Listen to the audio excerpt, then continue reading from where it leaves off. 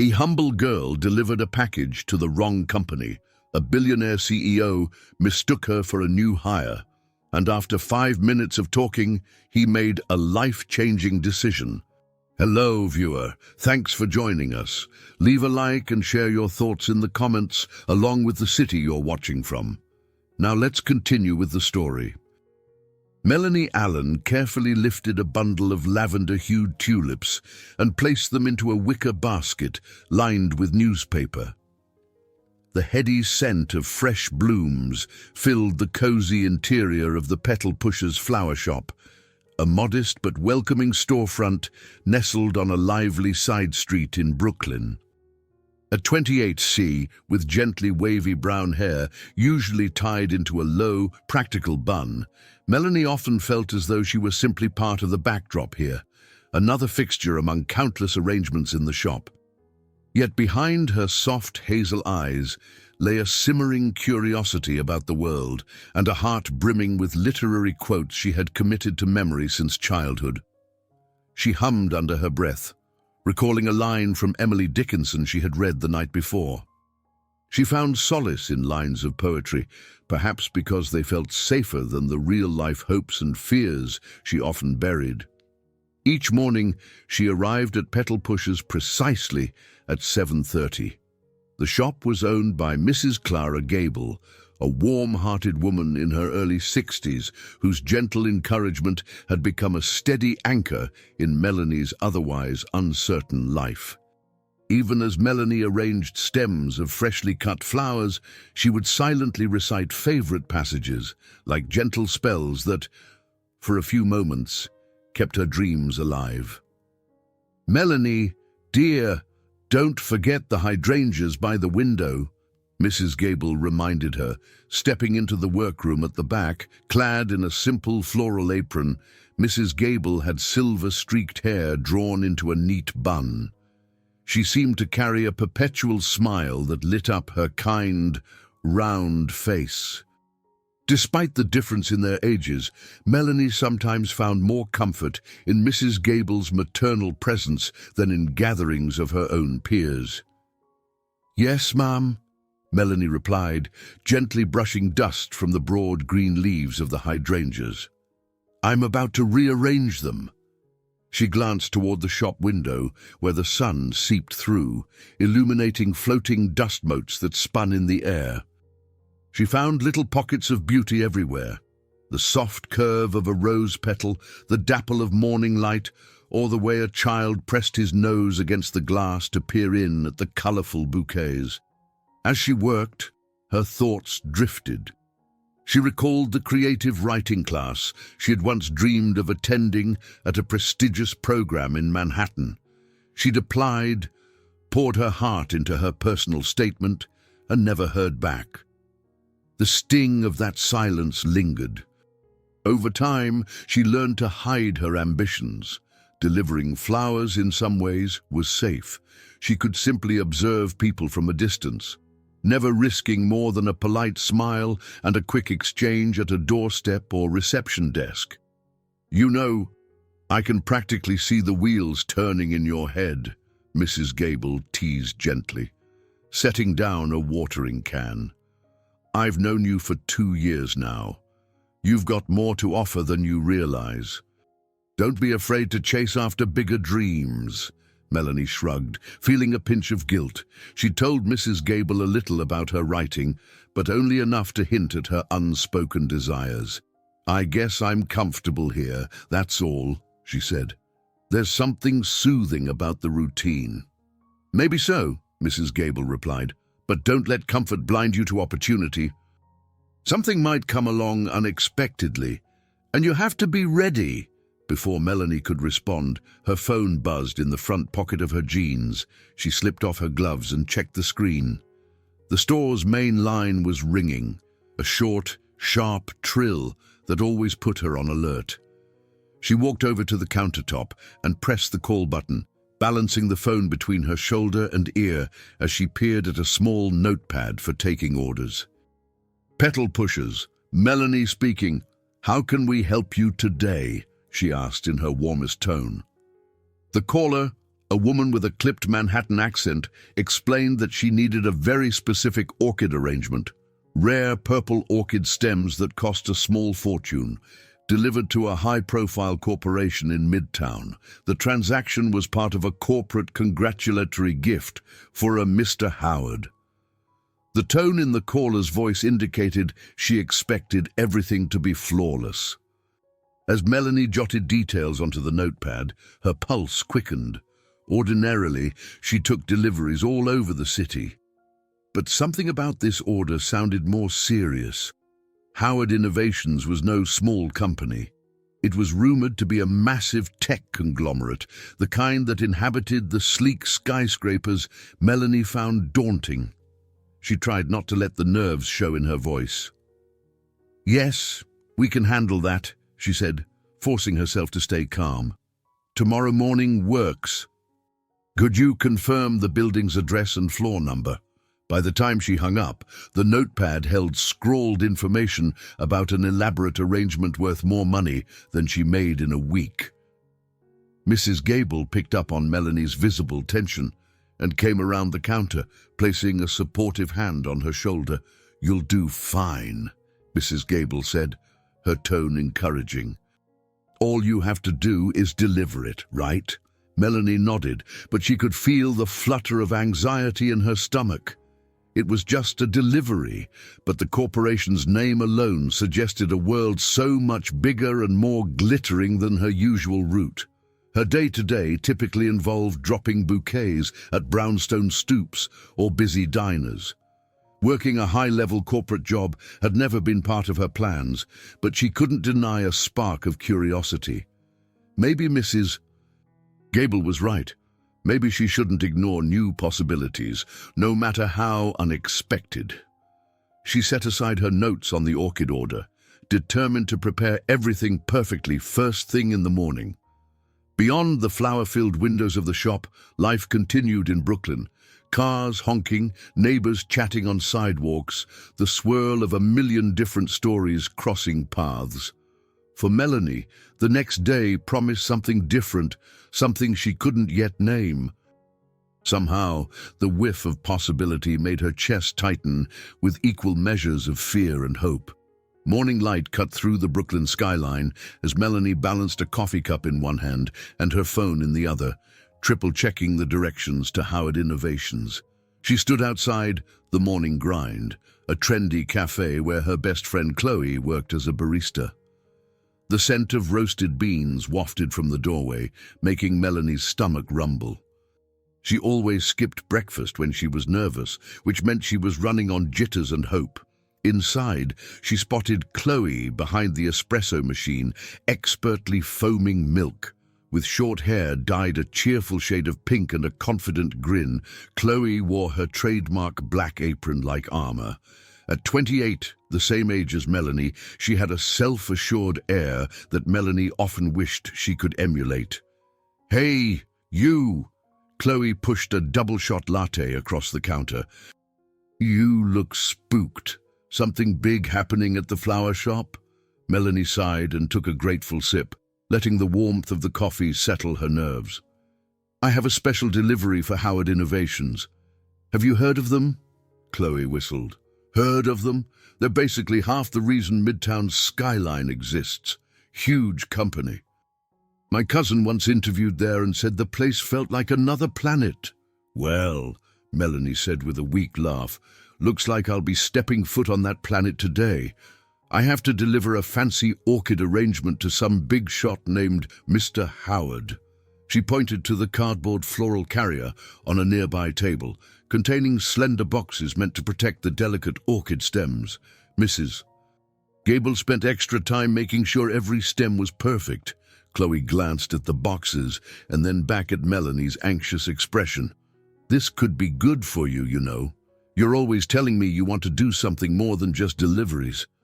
You have a real knack for picking up on people's hidden stories. You just need a chance to share that insight." "I'm not sure the typical corporate exec is interested in my perspective," Melanie replied, a wry twist on her lips. "But Mrs. Gable said I should see this as a possibility, not just a job. Still, I just want to do it right and keep petal pushers looking professional. No big fiasco, no messing up the address. Chloe handed another coffee to a waiting customer before turning back with an arched eyebrow. Look, if you want bigger opportunities, you've got to let them find you sometimes. And if this is one, go for it. The worst that can happen is you drop off the flowers and never see these suits again. But the best, maybe you leave an impression. Melanie inhaled, letting the comforting aroma of espresso fill her lungs. You're right, I guess. It's just that stepping into a skyscraper full of high-powered executives feels like strolling into an alien spaceship, Chloe smirked. Well, in that case, don't forget your spacesuit. She tapped the side of her head meaningfully. Seriously, I mean it. You are so much more than you let on. If some big CEO got a glimpse of that brain of yours, even for a second, he'd realize you're wasted on street deliveries. Melanie felt her cheeks warm. Sometimes, Chloe's direct praise made her uneasy, as if acknowledging her potential would oblige her to act on it. I'll just try not to faint on the 50-something floor, she murmured. Finishing her latte, she made her way back outside. The city's energy was in full swing. Commuters rushing for subways, business people hailing cabs, the relentless pulse of traffic. She carefully loaded the orchid boxes into the flower shop's van. For a moment, she lingered, double-checking that each blossom was secure. Rare purple orchids, a color so deep it bordered on violet, with delicate petals that suggested an air of exclusivity, very fitting for a place like Howard Innovations. Mrs. Gable appeared in the shop doorway to see her off. Don't overthink it, child. You've done trickier deliveries, and everything turned out just fine, she said kindly. Just remember, steady hands and a calm heart. Melanie smiled, trying to absorb the comfort in those words. I'll call you when I'm done, she promised. Starting the van, she took a deep breath. She had delivered arrangements to upscale events before, weddings, corporate dinners, once even to a celebrity's birthday party. Yet, somehow, this request felt different. Maybe it was the name recognition, or the overshadowing sense that Howard Innovations wasn't just any client.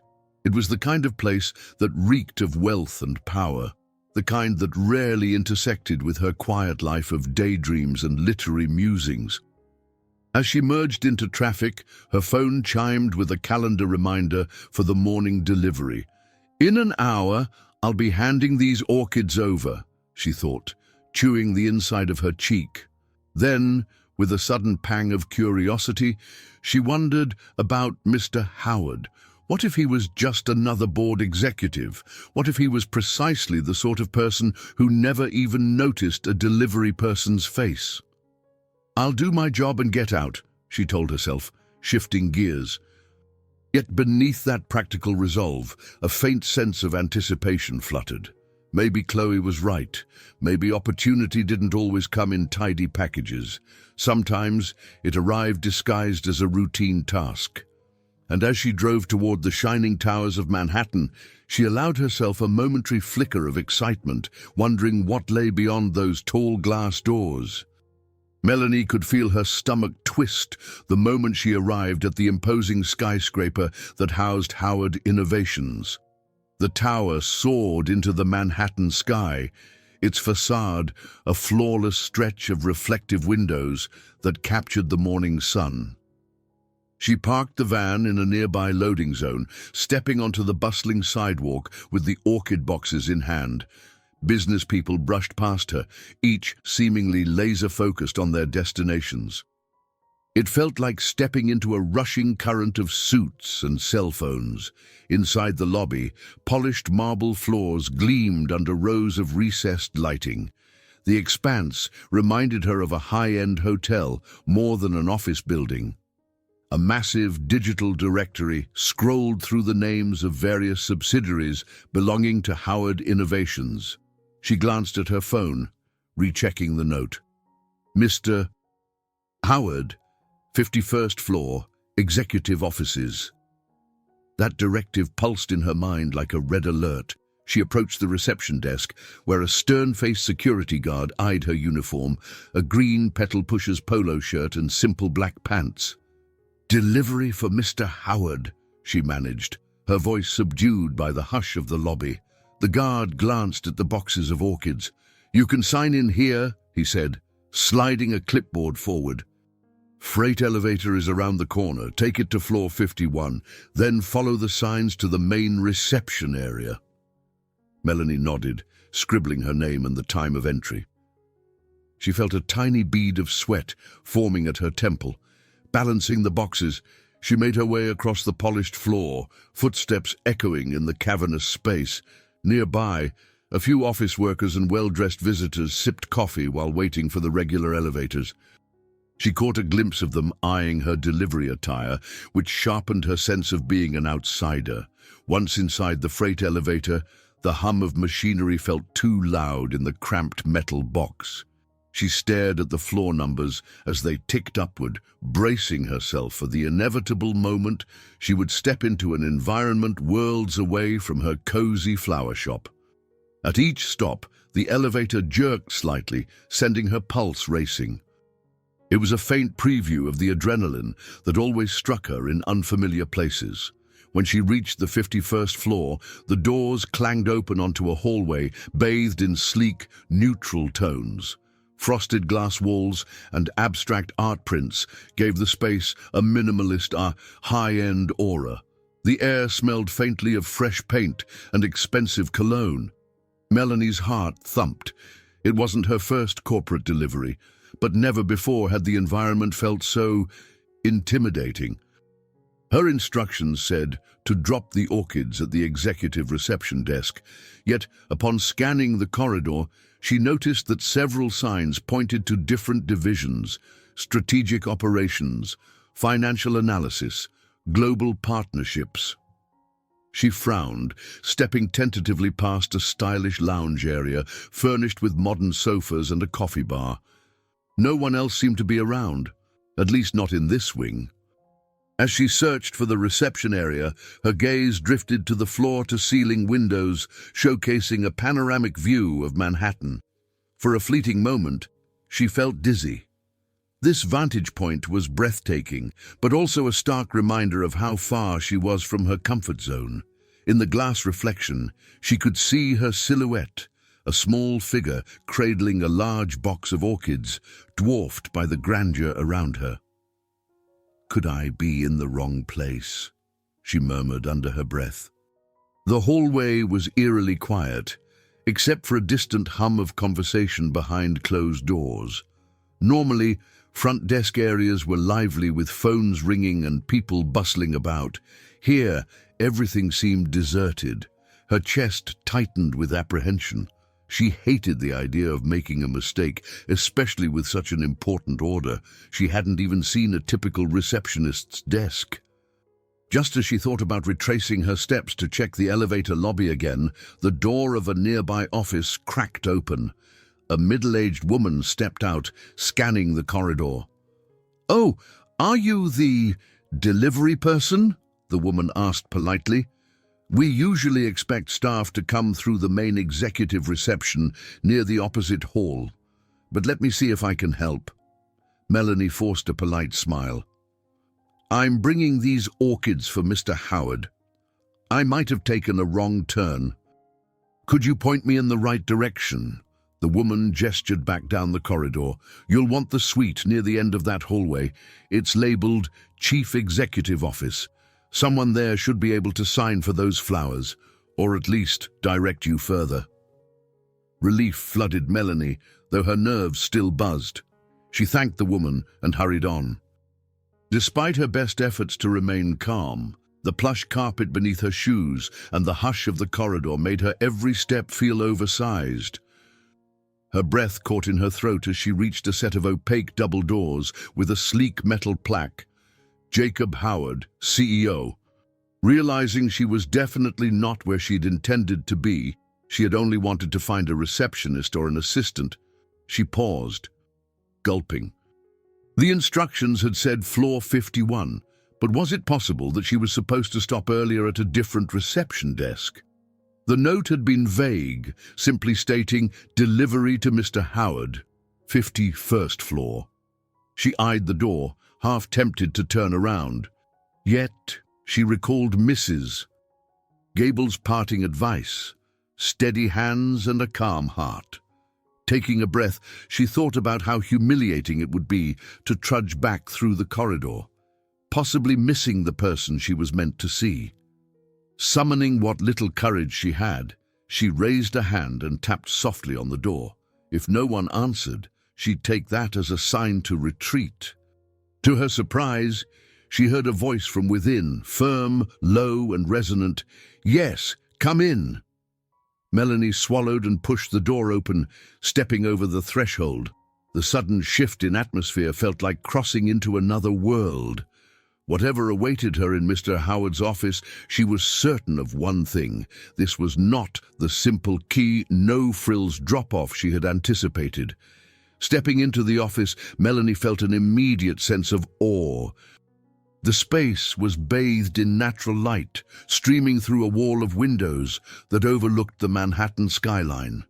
Everything was meticulously arranged, from the minimalist artwork on the walls to the charcoal-gray desk that stood at the center, illuminated by a sleek, modern lamp. It was the epitome of power and refinement, and it stopped her breath for a split second. Behind that imposing desk sat a man with striking blue eyes and an impeccably tailored suit. His posture suggested confidence, though his expression revealed a certain restlessness, as though half his mind was already racing toward the next problem. He appeared to be in his mid-30s, his hair neatly styled in a way that made him look both polished and approachable, if one didn't notice the intensity in his gaze. He looked up from a stack of documents, a faint crease forming between his brows. "You must be Dr. Sharma," he said, standing up. "I've been waiting. Glad you could finally make it." Melanie blinked, her heart jarring against her ribs. Dr. Sharma. Confusion sparked in her mind, but her voice wouldn't come. Before she could correct him, he strode around the desk, extending a hand. Unsure of how to react, she juggled the orchid boxes in her arms, nearly fumbling them. "Here, let me help." He gently took the top box from her, placing it on a nearby credenza. Up close, his eyes were even more penetrating, an electric shade of blue that made her anxiety spike. "I didn't expect you to come carrying flowers, but I suppose you're full of surprises. I've read your research proposals, and I'm eager to see how your unconventional methods might help us." She opened her mouth to say something, but not a single coherent sentence formed. She cast a quick glance around the room, searching for a clue that might clarify how this misunderstanding had happened. Perhaps the real Dr. Sharma was someone new the company was expecting. But why would Mr. Howard assume that person was her? I think there's been a mix-up," she began softly, but the man, Jacob Howard, presumably, continued without missing a beat. "The important thing is you're here. Anya Sharma, right?" "I'm Jacob Howard," he explained, though the introduction was more of a formality. "I've been fascinated by your ideas, especially your commentary on consumer behavior. I admire your work's humanity. It's not often we find specialists willing to break from standard data analytics. Honestly, I was counting the minutes until I could pick your brain." Before Melanie could fully process his words, he gestured for her to set the remaining box of orchids down. Her pulse thrummed in her ears. This had escalated too quickly. She was just a delivery person, and now she stood in the presence of the CEO, who believed her to be some brilliant analyst. She inhaled, trying to steady herself enough to correct him. But he seemed so certain. I should explain," she managed, her voice trembling. He gave a half smile and raised a hand. "We can discuss all that soon. Actually, I've got a meeting in about 10 minutes, so let's keep our initial chat brief. But your timing is perfect. I wanted you to see the top floor operations, just to get a feel for our environment. Then we'll head into more detail about your role in the new project. As you can imagine, it's a high priority." Her thoughts spun. She needed to break through the confusion, yet his commanding presence and the shock of the situation made her words come out tangled. "Mr. Howard, sir, I'm not—" Before she could finish, the office door opened and a brisk-looking assistant in a crisp navy suit peeked inside. "Jacob, the board members are ready whenever you are," he said, then seemed to notice Melanie. "Oh, you must be Dr. Sharma." With a quick nod in her direction, he addressed Jacob again. "Should I bring coffee for 2 or 3? "Coffee for 2, Jacob replied, waving the assistant away. Then he turned back to Melanie, a curious gleam in his eyes. "We'll have to talk about those flowers too. Interesting choice. Orchids are my mother's favorite, so I can't say I'm not intrigued." Melanie stared at the boxes she had brought, her mind racing. Explaining her real identity would probably take more than a few seconds, and from the man's posture, he was already a step away from rushing into his next meeting. She glanced at her phone, which was buzzing silently in her back pocket. Perhaps it was Mrs. Gable checking on her, or someone from the actual receiving desk wondering where she was. "Why don't you come with me to the next meeting?" Jacob suggested calmly. "You won't have to say much right now. I just want you to get a sense of our operational scale. After that, we can regroup, and you can tell me what you think about our approach to consumer outreach." He paused, a hint of a smile playing at his lips. "I'm aware your methods are unconventional, Dr. Sharma, but that's exactly why I hired you." Melanie's head felt light, her chest tight. This was spiraling into something unbelievable. Part of her wanted to sprint out of the office with the orchid boxes in hand and never look back. Another part, a tiny, curious spark inside her, was intrigued. Nobody had ever mistaken her for a brilliant specialist before, nor asked for her opinions with such seriousness. It was tempting, dangerously so, to linger just for a moment in this alternate universe. Yes, okay," she found herself replying, her voice almost unrecognizable. "We can talk more after your meeting." Jacob nodded in satisfaction, then reached for a tablet on his desk. "That's what I like to hear," he said, stepping toward the door. "Let's get going." As she followed him out, Melanie felt an electric hum in the air. She took one last glance at the orchids, still perched on the credenza, and wondered whether they symbolized a door she never intended to open, or an opportunity she'd be foolish to let slip away. Those 5 minutes in Jacob Howard's office had unraveled Melanie's entire plan for the day. Instead of simply dropping the orchid arrangement and retreating to the safety of the petal pusher's van, she found herself trailing behind the CEO down a polished hallway. Each step felt surreal. She could still feel her cheeks flushing from how effortlessly he had mistaken her for the new analyst. Jacob led her into a smaller conference room, separated from the main boardroom by a glass partition. The environment hummed with quiet efficiency. Professionals in tailored suits tapped at tablets, exchanged hushed remarks, and sipped espresso from stainless steel mugs. A large screen displayed a slideshow of financial summaries and product roadmaps. Melanie instinctively shrank into a corner, trying to become invisible while her heart thudded in her chest. "All right, let's keep this quick," Jacob announced, glancing at his watch. His presence alone seemed to command the room. A hush descended as half a dozen key team members turned their attention to him. "We have the board waiting, but Dr. Sharma is finally here, so I want to give her a brief overview. She's going to be instrumental in analyzing new consumer trends and behaviors for our upcoming product launch." Melanie's breath caught. Half of her screamed to interrupt, to explain that she was just the delivery girl. Yet every time she opened her mouth, she felt a helpless sense of dizziness, and the words tangled on her tongue. Jacob's introduction had set the stage so definitively that she feared creating a catastrophic scene if she publicly corrected him now. Maybe if she waited until they were alone, she could fix the misunderstanding privately. Jacob gestured to her. Any initial thoughts, Dr. Sharma, on how we might differentiate ourselves in a saturated market? I recall from your interview notes that you emphasize storytelling and emotional resonance with consumers. Would you say that extends here? The entire room turned to stare expectantly. Melanie's palms grew damp. She could sense the attention, the reverent hush normally reserved for experts who command respect. For a second, she considered bolting for the door, but the memory of how easily Jacob had placed his trust in her made her pause. He obviously admired what he believed to be her unique perspective. Her mind scrambled for something, anything to say.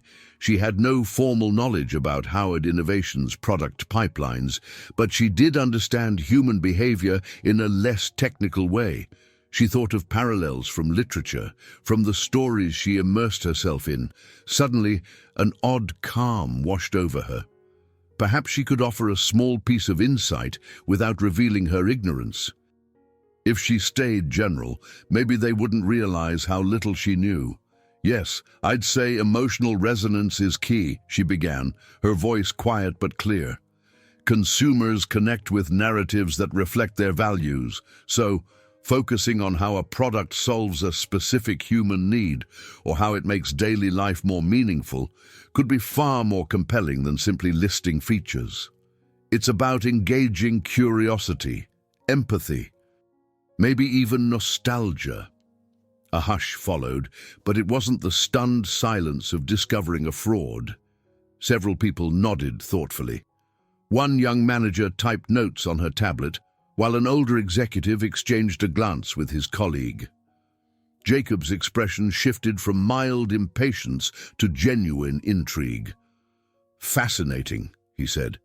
We've heard plenty about market statistics, but rarely do we discuss consumer connection in such personal terms.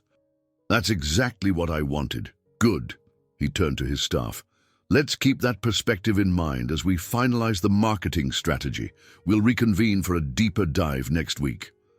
He gestured for Melanie to follow him back into the hallway, giving the team a final nod. As soon as the conference room door closed behind them, he exhaled. We're short on time, but that was a decent start. You seem to have the knack for weaving human insight into corporate objectives. It's refreshing. She gulped, forcing a slight laugh. Thank you, that was unexpected. I'm glad you made it in, even if you're a bit late. Jacob smirked, leading her toward his office again. I was worried we'd have to postpone some projects. Those 5 minutes of conversation were enough to confirm why I hired you in the first place. Your perspective is exactly what Howard Innovations needs. Melanie felt a jolt at his mention of 5 minutes. In that absurdly short span, her entire life had taken a wild detour. As he opened his office door for her, she knew she had to address the misunderstanding immediately. She stepped inside, turning to face him, summoning the courage to speak. Mr. Howard Jacob, she began, her throat tight.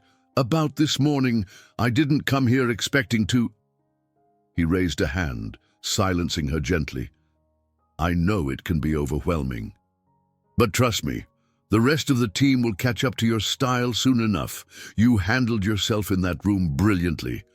I see why your credentials got my attention. He paused, tilting his head slightly. Look, I have a call with the board in a few minutes, so why don't you get settled? My assistant can show you to the office we set up for you. We'll talk further after the call. She opened her mouth, but again her explanation stalled. His phone buzzed on the desk, and he grabbed it with an apologetic shrug. 1 second, he murmured, stepping aside to take the call. Melanie stood there, her stomach coiled in knots. She glanced around. noticing the orchid boxes still resting by the credenza. In 5 minutes of conversation, he had seen more promise in her than most people had in a lifetime, except he thought she was someone else. The words, "I'm just the flower delivery girl," hovered on her tongue, but the swirl of phone calls, meeting schedules, and the unstoppable momentum of the day made her feel trapped. As Jacob wrapped up his call, giving her an encouraging wave, she realized she was in too deep to slip away unnoticed. She told herself she'd confess the truth as soon as he finished. Yet, as the minutes crawled by, a tiny, reckless hope flickered in her chest. Maybe, just maybe, she could ride this wave a little longer. She'd never felt so seen, and that was how, after only 5 minutes of conversation, everything changed. Melanie's first official day at Howard Innovations began with her rising before dawn, anxious energy thrumming through her. She hadn't dared to tell Mrs.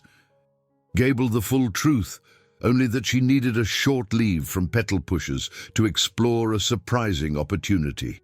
It pained her to leave the familiar security of the flower shop, but the pull of curiosity was too strong.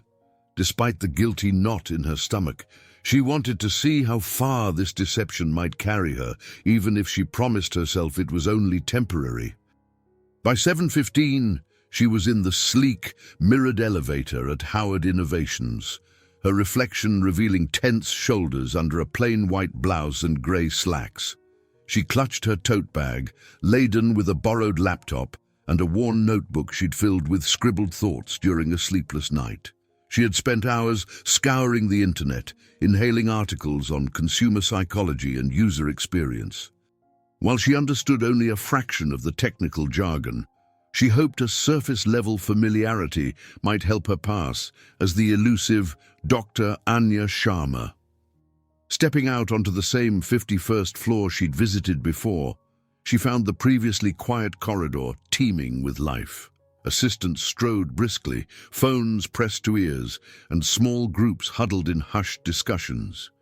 The hush from her first day was gone, replaced by a dynamic bustle that underscored how serious everything here was. Melanie bit her lip, reminding herself she wasn't truly meant to be part of this world. However, Sarah Chen, an enthusiastic junior marketing analyst, intercepted her near the reception desk. With wide, bright eyes, Sarah flashed a relieved grin. "Dr. Sharma, glad you're here. Jacob asked me to show you to your temporary workspace and bring you up to speed on the upcoming product launch. I'm Sarah, by the way, Sarah Chen." Immediately, Melanie registered the open friendliness in Sarah's tone. While her heart hammered at being addressed as Dr. Sharma, she found a disarming warmth in Sarah's expression. Thanks," Melanie managed, hoping her nerves weren't too obvious. She fell into step beside Sarah, absorbing details about market research and consumer segmentation at a dizzying pace. She caught glimpses of charts, acronyms, and references to specialized software. It was more complicated than she'd imagined, but she tried to nod and respond with carefully vague comments, "Yes, exactly," or "That's a valuable perspective." Once in the small office designated for her, Melanie set her bag on a chair. The room felt more like a guest workspace than a permanent setup, just a desk, a lamp, and a window overlooking Midtown. Sarah placed several folders in front of her. "Jacob wants your input on these preliminary findings. We have a bigger team meeting tomorrow. If you need anything, datasets, user surveys, or a quick orientation to our analytics tools, let me know." Melanie swallowed hard, flipping through pages crammed with terms like key performance indicators, market penetration, and brand differentiation. She forced a smile. "I'll review these today, and thank you for the warm welcome." Sarah beamed. "Of course. I'm excited to learn from your, more human-centric approach. Jacob's told us how you'll bring in a unique perspective on consumer emotion. We've been too fixated on numbers, maybe." Melanie managed a nod, inwardly marveling at how convincingly Jacob must have spoken about her. She wondered how long it would be until they all realized she had no doctorate, no formal credentials, and no business picking apart brand strategies. Still, a spark of determination arose. Maybe she could offer something genuine. She possessed a knack for understanding people, a skill sharpened by her years delivering flowers and observing countless human interactions up close. If she applied that to analyzing user behaviors, perhaps she could avoid being unmasked as a fraud for a little while longer. After Sarah left, Melanie glanced at the clock. Half an hour until her first internal meeting, her pulse quickened. She opened her laptop, typed "Consumer Behavior Best Practices" into a search bar, and devoured the top results. Speed reading articles. She scribbled notes in her worn notebook. Pointers about empathy mapping, storytelling in marketing, and bridging data with emotional connections. Though she grasped only the basics, it reminded her of reading literary critiques, looking for deeper meaning beneath a character's actions. Only here, the characters were real-life consumers. Mid-meeting, a cluster of employees gathered around a glossy conference table. Melanie recognized Marcus Thorne, the senior vice president with a calculating stare and impeccably combed salt and pepper hair. He wore an expression of mild skepticism from the start, clearly testing the newcomer's expertise. "All right, Dr. Sharma," Marcus said in a measured tone. "We've heard Jacob emphasize your unconventional approach. We're curious how you'd evaluate our user acquisition funnels if we want a bigger Gen Z audience." Melanie's stomach lurched. The group gazed at her expectantly, Sarah included. She took a breath. "Well, from a human perspective, younger audiences often respond to narratives that feel genuine. Overloading them with ads can backfire. We need to ask, where do their values intersect with our product's purpose? And how can we communicate that we genuinely care about what they care about? That emotional sense, authenticity, relevance might matter more to them than just price or brand name." A flicker of interest lit Sarah's eyes, and a few others nodded. Marcus seemed less impressed, but Melanie noticed a shift in his posture, perhaps acknowledging that her argument wasn't nonsense. One man asked a follow-up, referencing user personas. Melanie responded with an anecdote. "I used to deliver flowers to lots of students who'd buy small bouquets to brighten dorm rooms, often on tight budgets. They valued personal touches. The same might apply here. Small gestures, not big flashy campaigns, could resonate better with this demographic." As the meeting progressed, Melanie gained a subtle confidence. Her experiences observing people, seeing couples celebrate, families mourn, co-workers bond, had taught her how individuals respond to sincere gestures. While the technical lingo sometimes slipped past her, she anchored her comments in real, relatable human moments. That angle appeared to intrigue some of the team, who jotted down her remarks. Marcus remained aloof, but at least he had stopped openly glaring. When the meeting concluded, Jacob hovered near the door, having watched from behind a few of the tinted glass panels. He gave Melanie a nod that communicated approval and perhaps even pride. It was a moment she couldn't fully process. How strange it was to feel valued here, valued for a perspective she'd never dreamed could apply in a corporate giant's strategy, and all because of a mistaken identity. She packed her notes, nerves still tingling. She'd survived her first real corporate meeting without being exposed, and to her own astonishment had contributed something meaningful. For now, it felt like a tentative victory. But every passing minute reminded her of the ticking clock. Eventually, the real Dr. Sharma might show up or Marcus would dig too deeply. Until then, Melanie resolved to dive deeper, research, observe, and bring her own brand of insight. If she was going to exist in this borrowed role, She might as well leave a positive mark before the truth inevitably unraveled. Melanie arrived early the following morning, her mind racing with everything she'd read the night before. She had rummaged through corporate case studies online, scribbled notes on consumer empathy, and pored over forums where users ranted about big tech products. She wanted at least a foundation to steady herself. Passing the security checkpoint was routine now. She no longer drew curious stares for carrying a visitor badge, since Jacob had fast-tracked her employee credentials.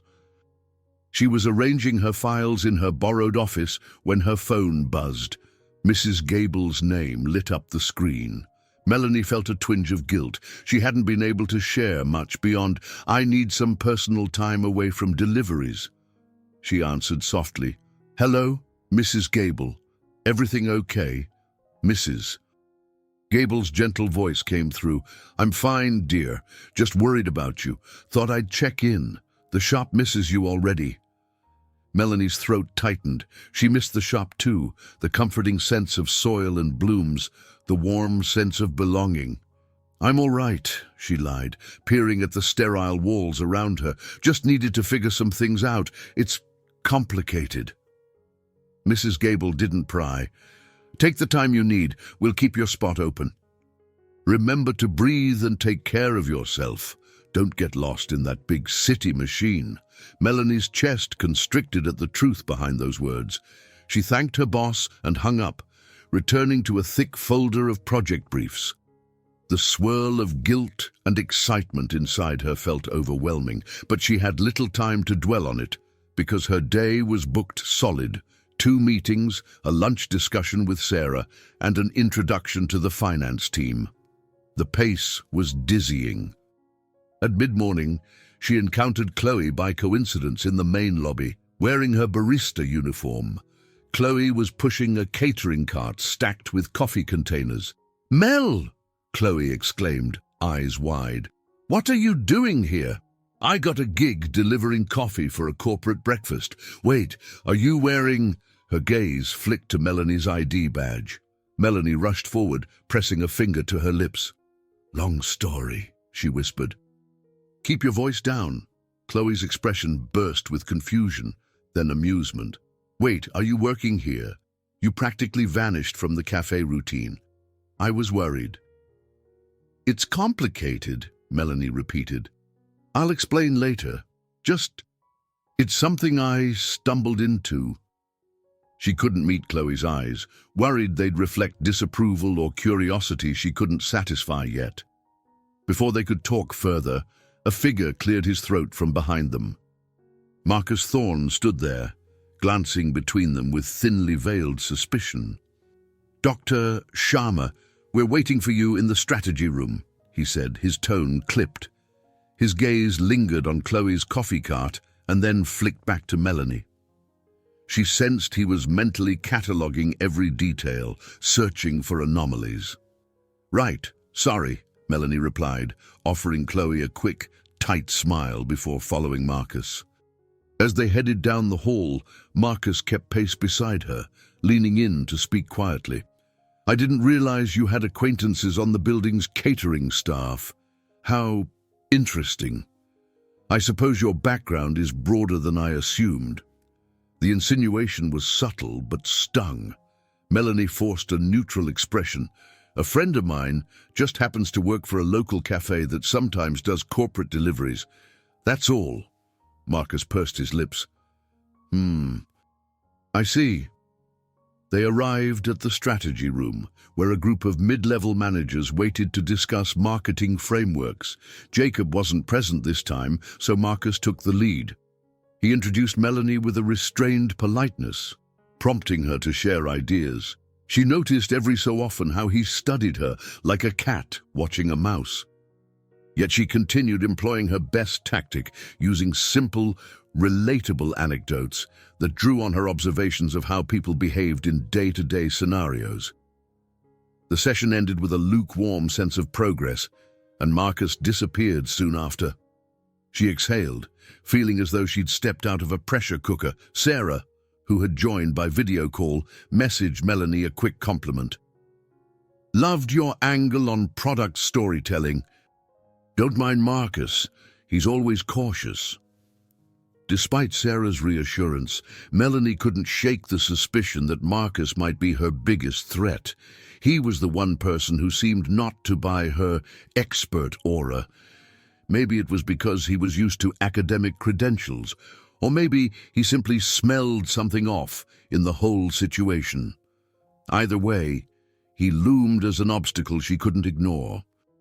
A surprise came that afternoon when Jacob called Melanie into his office for a brief check-in. He sat behind his desk, eyes tired but warm as he greeted her. "Everything okay so far? You've been thrown into the deep end." Melanie mustered a wry smile. "I'm managing. Sarah's been helpful, and I've been trying to adapt quickly." She hesitated, recalling Mrs. Gable's advice about not getting lost. Yet she couldn't deny a flicker of pride in herself for surviving these demanding corporate routines. It's challenging but exciting to see how a big corporation operates behind the scenes. Jacob nodded. "I'm glad. We need more fresh perspectives around here. Marcus might be a little guarded, but once he sees results, he'll come around." He paused, tapping a pen on his desk. "Don't let him intimidate you.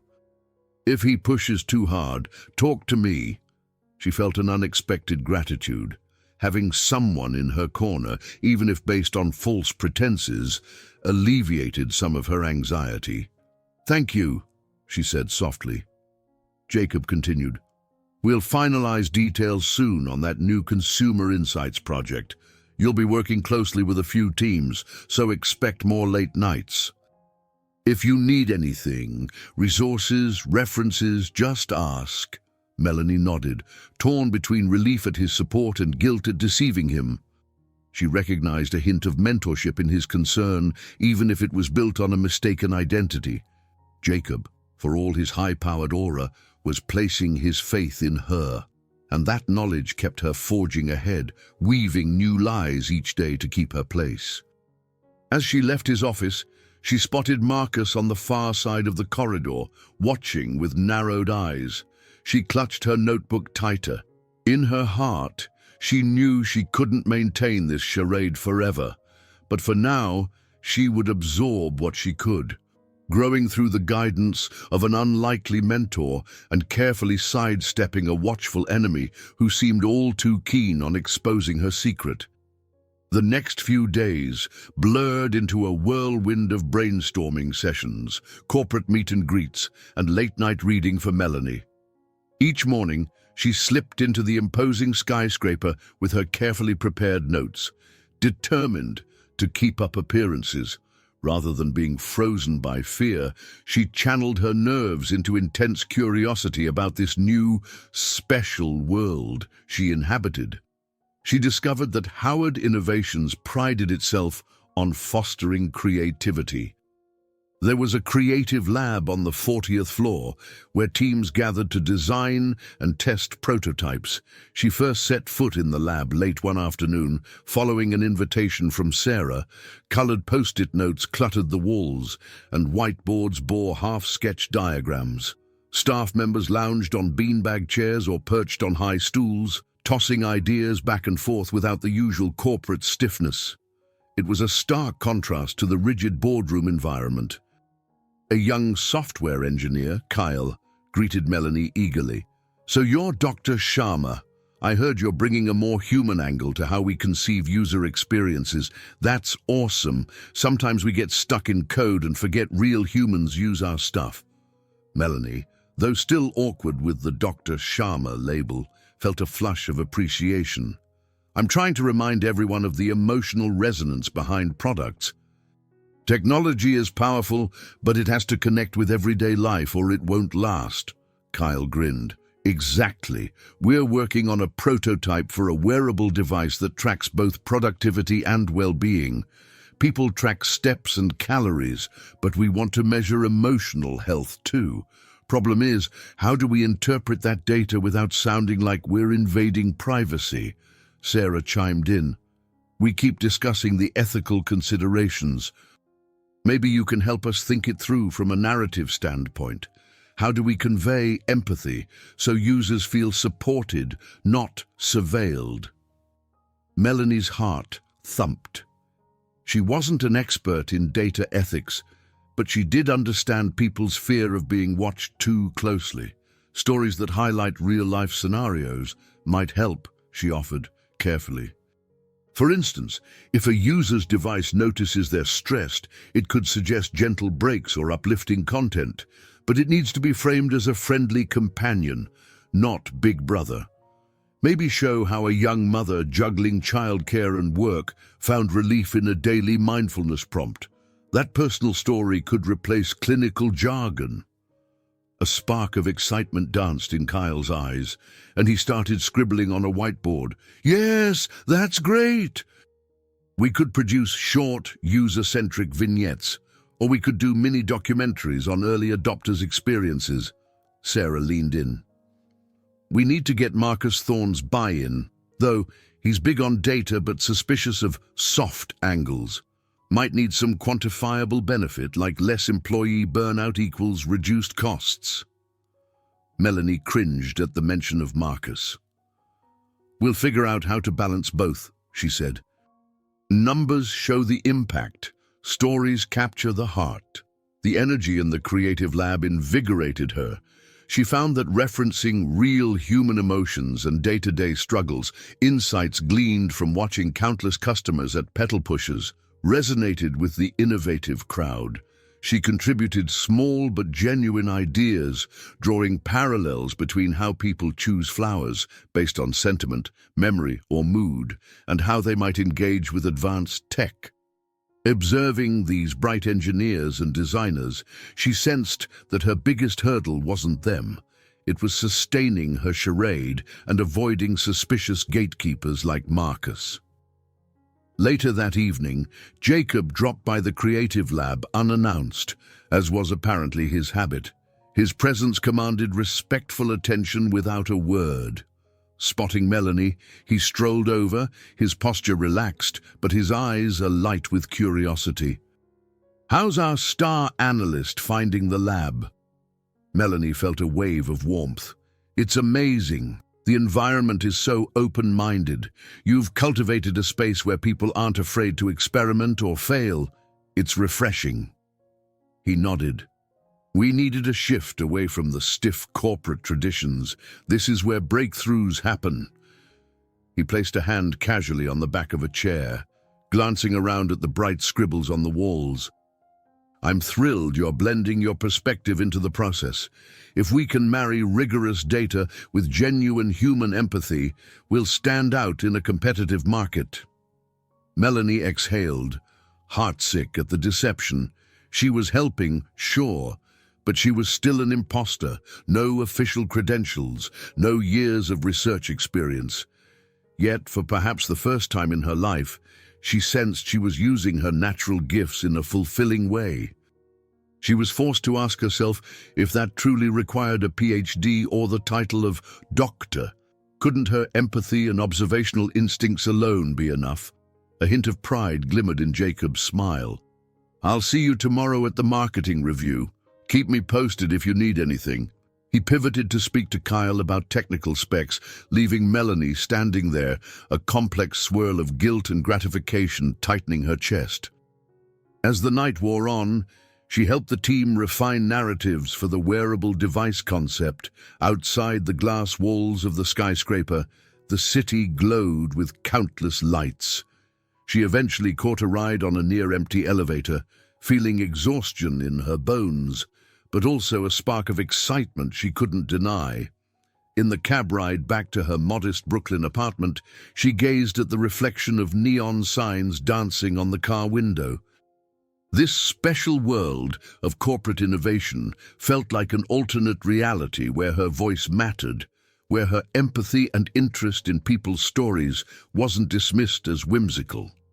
And ironically, it only opened to her because of a mistaken identity.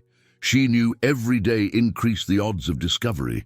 The real Dr. Sharma could arrive, or Marcus could expose her. Yet she also saw how her authenticity regarding human stories, if not her credentials, made a difference. The tension weighed heavily on her. Still, as she climbed the worn steps to her apartment, she resolved to continue doing her best for the project and the people who counted on her insights. Perhaps that alone might justify her presence, at least for a little while longer. By week's end, Melanie found herself juggling half a dozen tasks. She helped refine user story scripts for the wearable device concept, wrote up bullet points for a marketing presentation, and fielded questions from curious team members who wanted the Dr. Sharma perspective. It was surreal, yet oddly satisfying. She felt almost like an undercover agent, except her mission was simply to avoid detection long enough to contribute something meaningful. During a busy lunch hour, Sarah convinced Melanie to try the urban deli down the block from Howard Innovations. Inside the cozy, modern eatery, they claimed a small table by the window. Sarah, tapping at her phone, recommended the kale and chicken salad. Melanie's stomach rumbled in agreement. "So," Sarah began, pausing to place their order online, "I know you're still settling in, but you've made quite a splash. People across departments keep saying that new hire has such a unique way of framing user experience."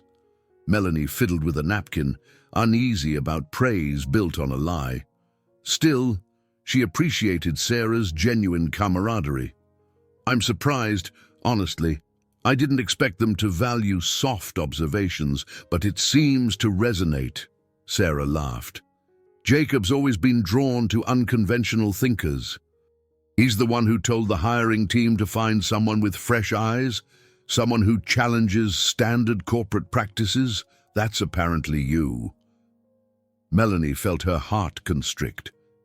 Jacob's faith in her expertise was what fueled her guilt the most. Changing the topic, she asked Sarah about her own background. Sarah was a marketing graduate from UCLA who moved east to chase opportunities at Howard Innovations. She revealed a passion for bridging Eastern and Western consumer behaviors, hoping one day to lead global campaigns. Midway through the meal, conversation drifted to the upcoming departmental review. Melanie was set to share preliminary user insights, including personal stories that might shape marketing angles. "Jacob wants you there," Sarah said, chewing thoughtfully. "He believes your approach can tip the scales with the senior execs. They want to see whether these big, empathy-driven concepts are worth the investment." Melanie swallowed a sip of iced tea, feeling both excitement and dread. "I'll do my best." She knew it was a moment to shine, or risk raising suspicion if she faltered. After lunch, they walked back to the towering headquarters. At the elevator bank, Marcus Thorne stepped up behind them, greeting Sarah curtly. His eyes swept over Melanie. "Busy day?" he inquired. "Yes," Melanie replied, keeping her tone polite. "We've been discussing user narratives for the new launch." Marcus gave a terse nod. I suppose it's progress. We'll see what the numbers say." Then he faced forward, ignoring them both. The elevator ride felt longer than usual, tension swirling in the cramped space. Later, in Melanie's borrowed office, a knock sounded on the door. She expected Sarah or maybe an assistant with more documents. Instead, David, Jacob's executive assistant, peeked in. With salt and pepper hair and a warm, tired smile, David asked if she had a few minutes. She invited him in, trying not to show the flutter of panic that always surfaced around anyone close to Jacob's inner circle. "I just wanted to check on how you're settling," David said, leaning against the doorframe. "I know Jacob's got big plans for you, and sometimes that can be overwhelming." Melanie exhaled, telling the partial truth. "It's definitely a lot, but I appreciate everyone's support. This project is exciting." David nodded. "Jacob rarely invests this much trust in new hires so quickly. You must have really impressed him with your background." He paused, offering a faint, knowing smile. I took a peek at your official HR file. It's interesting that it has limited info. Some references were missing. Is that a glitch? Or is it because you've been on a research expedition overseas?" Her heart pounded. She remembered Jacob mentioning that the real Dr. Sharma had done field research. She tried to keep her composure. Yes, I was out of reach for a while. Some details might not have transferred properly yet. He shrugged. I'll have HR follow up. Just wanted to give you a heads up.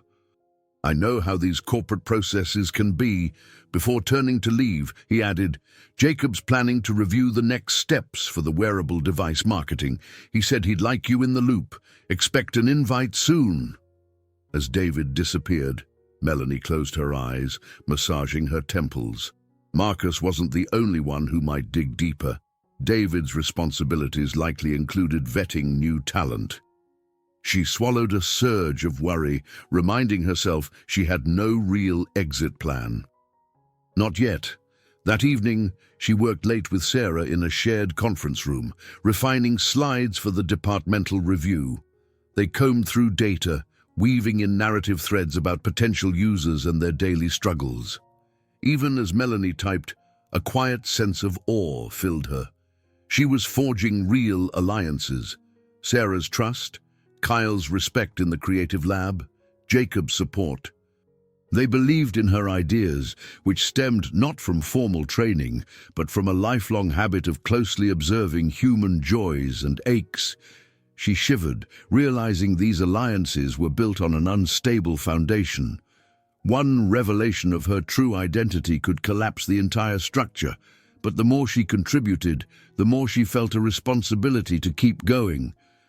Perhaps this fragile alliance would hold, at least until she could do something meaningful enough to be worth the eventual fallout. Finally, near midnight, they called it a day. As Melanie packed up, Sarah patted her shoulder. Thanks, Dr. Sharma. Couldn't have done this so smoothly without your angle. Let's stun them tomorrow. Melanie smiled weakly, fighting her conscience.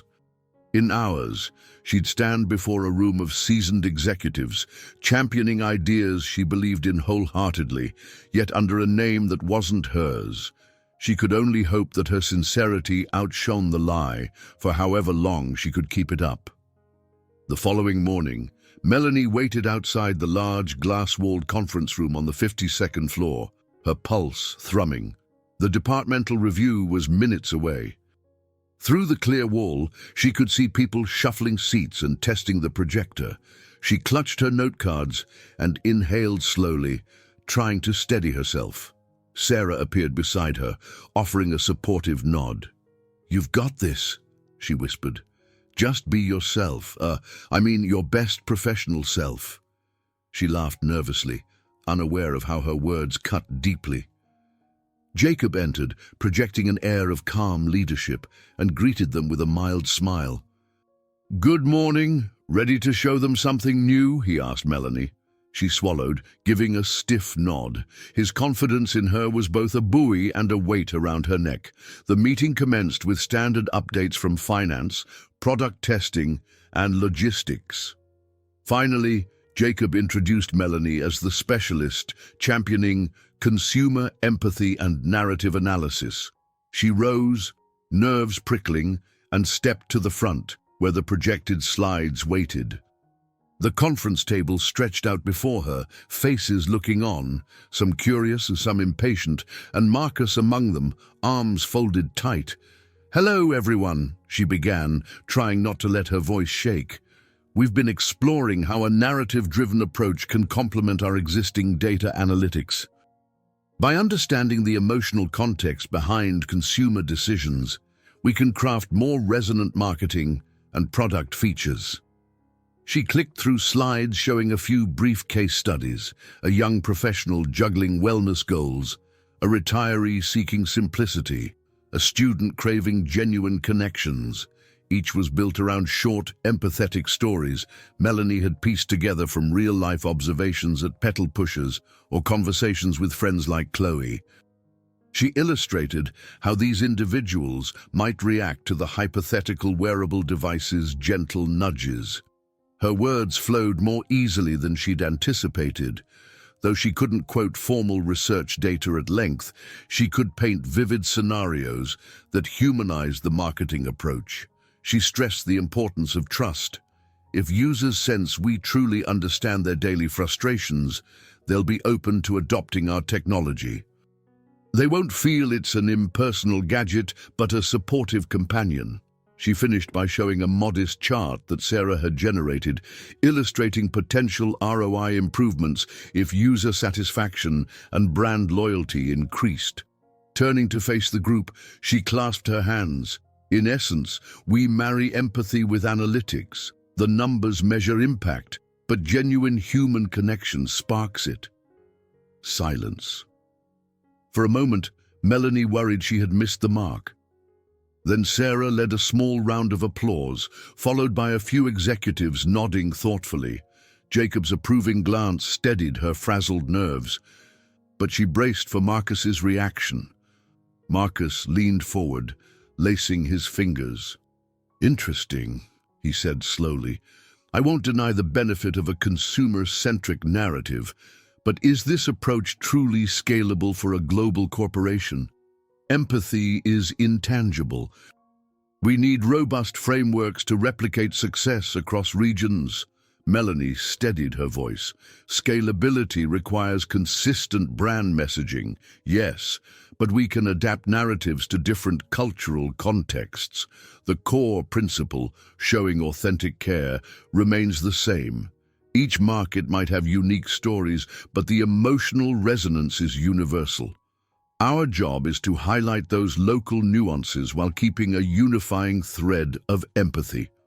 Marcus huffed softly. Yet he didn't press further, and an older executive next to him nodded in agreement. "It's a promising angle," the executive murmured. "Customers are tired of feeling like data points." Jacob allowed a moment of discussion before concluding the segment. "Thank you, Dr. Sharma, for reminding us of the human face behind our strategies. Let's see how we can implement some pilot tests using these narratives." "Great work." A collective shift signaled the end of Melanie's portion. Relief flooded her. She'd navigated the meeting without stumbling into a humiliating reveal. More than that, it felt like a small victory. Her words had truly resonated with at least part of the room. When the meeting concluded, several department heads mingled near the door. Sarah squeezed Melanie's arm, grinning. "That was fantastic. You nailed it." Melanie's cheeks warmed. "Thank you for all your help with the data slides. I couldn't have done this alone." Jacob approached next, leaning in to speak quietly. "Well done. You've given them something to think about. I'd like you to expand these ideas for the next board meeting." His voice held a note of pride, sending a mix of thrill and guilt coursing through Melanie's veins. As he walked away to speak with a colleague, she noticed Marcus lingering just out of earshot, expression guarded. She carefully gathered her materials. For the first time since stepping into Howard Innovations, she experienced a surge of confidence that she could function in this high-pressure environment. The insights she offered truly mattered. Yet she couldn't forget that her entire presence was a facade. David caught her in the hallway afterward. "I've seen a lot of presentations, Dr. Sharma," he said, a hint of genuine admiration in his voice. "That one stood out. Mr. Howard clearly sees potential in you. Keep it up." She thanked him, thinking of how quickly it could all unravel if Dr. Anya Sharma suddenly walked in or if Marcus uncovered too many inconsistencies. Still, she held on to the rush of success from the meeting, promising herself that as long as she was here, she would do everything she could to honor the faith people had placed in her, even if it was misguided. This day, at least, ended on a high note. As she left, the bright Manhattan sunlight reflected off the tower's glass, and for a fleeting moment she wondered if the reflection she glimpsed, poised, purposeful, was a version of herself she could grow into. Lies notwithstanding, maybe this small victory was a step towards something bigger, something she had never imagined possible. Melanie Allen stared at her reflection in the window of the nearly empty 51st floor hallway, the distant glow of city lights behind her. It was late, well past normal working hours, and yet she lingered at Howard Innovations, wrestling with the knowledge that she'd just agreed to lead the most significant presentation of her life. Jacob had called her into his office that morning, revealing that the board of directors wanted a full assessment of consumer behavior and market impact for the upcoming product. The presentation was a week away. She hadn't dared to protest. Instead, she had murmured agreement, her heart pounding as Jacob praised her talent for weaving human-centric narratives into corporate data. Now, though, as she took a moment to breathe, the reality of the task pressed heavily on her. These board members included some of the most influential people in the industry. Failure would mean more than embarrassment. It could jeopardize the entire product launch. And if she stumbled too badly, it might even unravel her carefully maintained disguise. She turned from the window and walked back to the makeshift office she still used. A stack of reports waited on her desk. Multi-page documents detailing product specs, internal user surveys, marketing forecasts, and financial projections. She sighed, flipping through them. Numbers upon numbers, cold, impenetrable data that she'd have to transform into a story, compelling enough for executives who thrived on facts. But she reminded herself, she'd already convinced a few senior staff of the value in emotional narratives. This, she hoped, was just the next step. A light knock startled her. Sarah Chen poked her head in, laptop tucked under one arm. "I brought coffee. Figured you'd still be here," she said, handing over a steaming cup. The nutty aroma made Melanie's stomach growl. She realized she hadn't eaten dinner. "Thank you," Melanie replied. She gratefully sipped, savoring both the warmth and the comforting bitterness. "I'm overwhelmed. There's so much to synthesize." Sarah plopped down in the spare chair. "Jacob told me you'll be presenting to the board. That's huge. He's placing a lot of trust in you." Melanie nodded, swallowing a pang of guilt. "He is," she said softly. "I just hope I can deliver. I'm worried about how they'll react to a more humanistic angle in what is normally a numbers-driven environment. Don't forget, it was your perspective that impressed the senior execs before," Sarah reminded her. "And the board can be even tougher than the standard department heads, but if you lean on both the metrics and the personal stories, you might win them over. We'll have to frame it so it doesn't seem too whimsical." Melanie managed a faint smile. "I'll try. I just want to be certain I'm doing justice to the data as well." Sarah shrugged, refreshing a spreadsheet on her laptop. "We'll help. Jacob wants me, Kyle, and a few others to feed you everything you need. You're not alone in this." Melanie nodded appreciatively. Still, she couldn't help feeling alone in one critical sense. No one else was concealing a stolen identity. She swallowed that thought, pushing it aside. She'd handle that crisis later, hopefully after she'd proven her worth.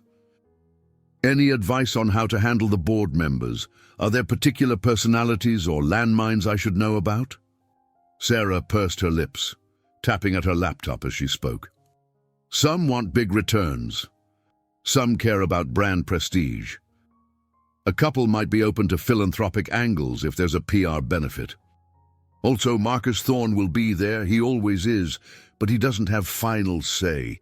Just keep your guard up, and David might be present too, but more in a supportive capacity." A sudden flutter of panic rose in Melanie's chest at the mention of Marcus. He'd grown slightly more polite, yet remained watchful. She suspected he was quietly gathering information.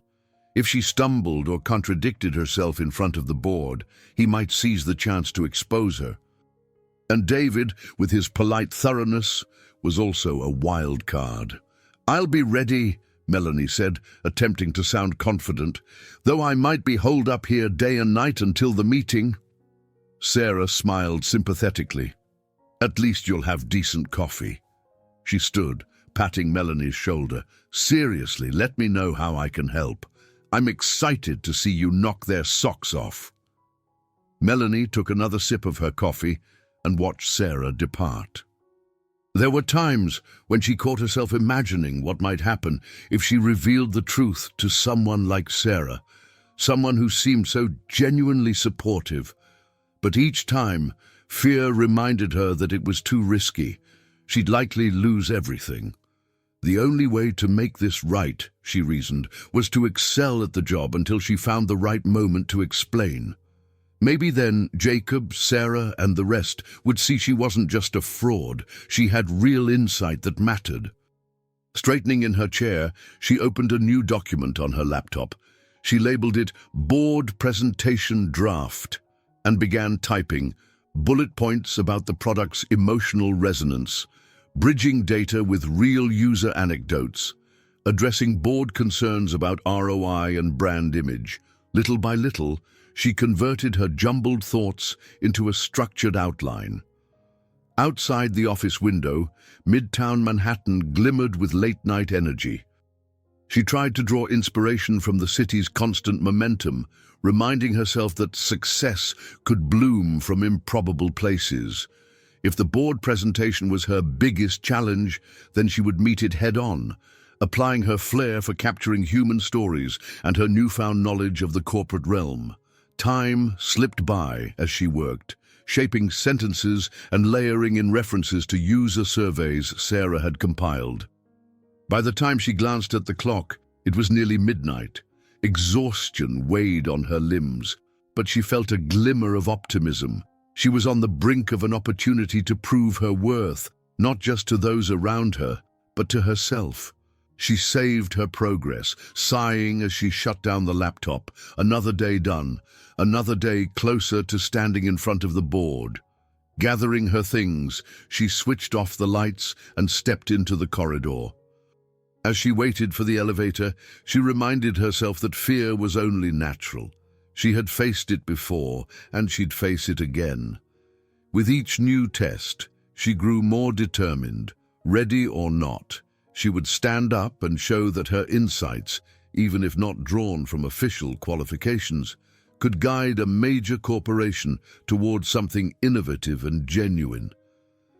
Jacob Howard pressed the button on the office coffee maker, watching the stream of hot liquid fill 2 paper cups. It was nearly 10 at night, and the floor was mostly deserted.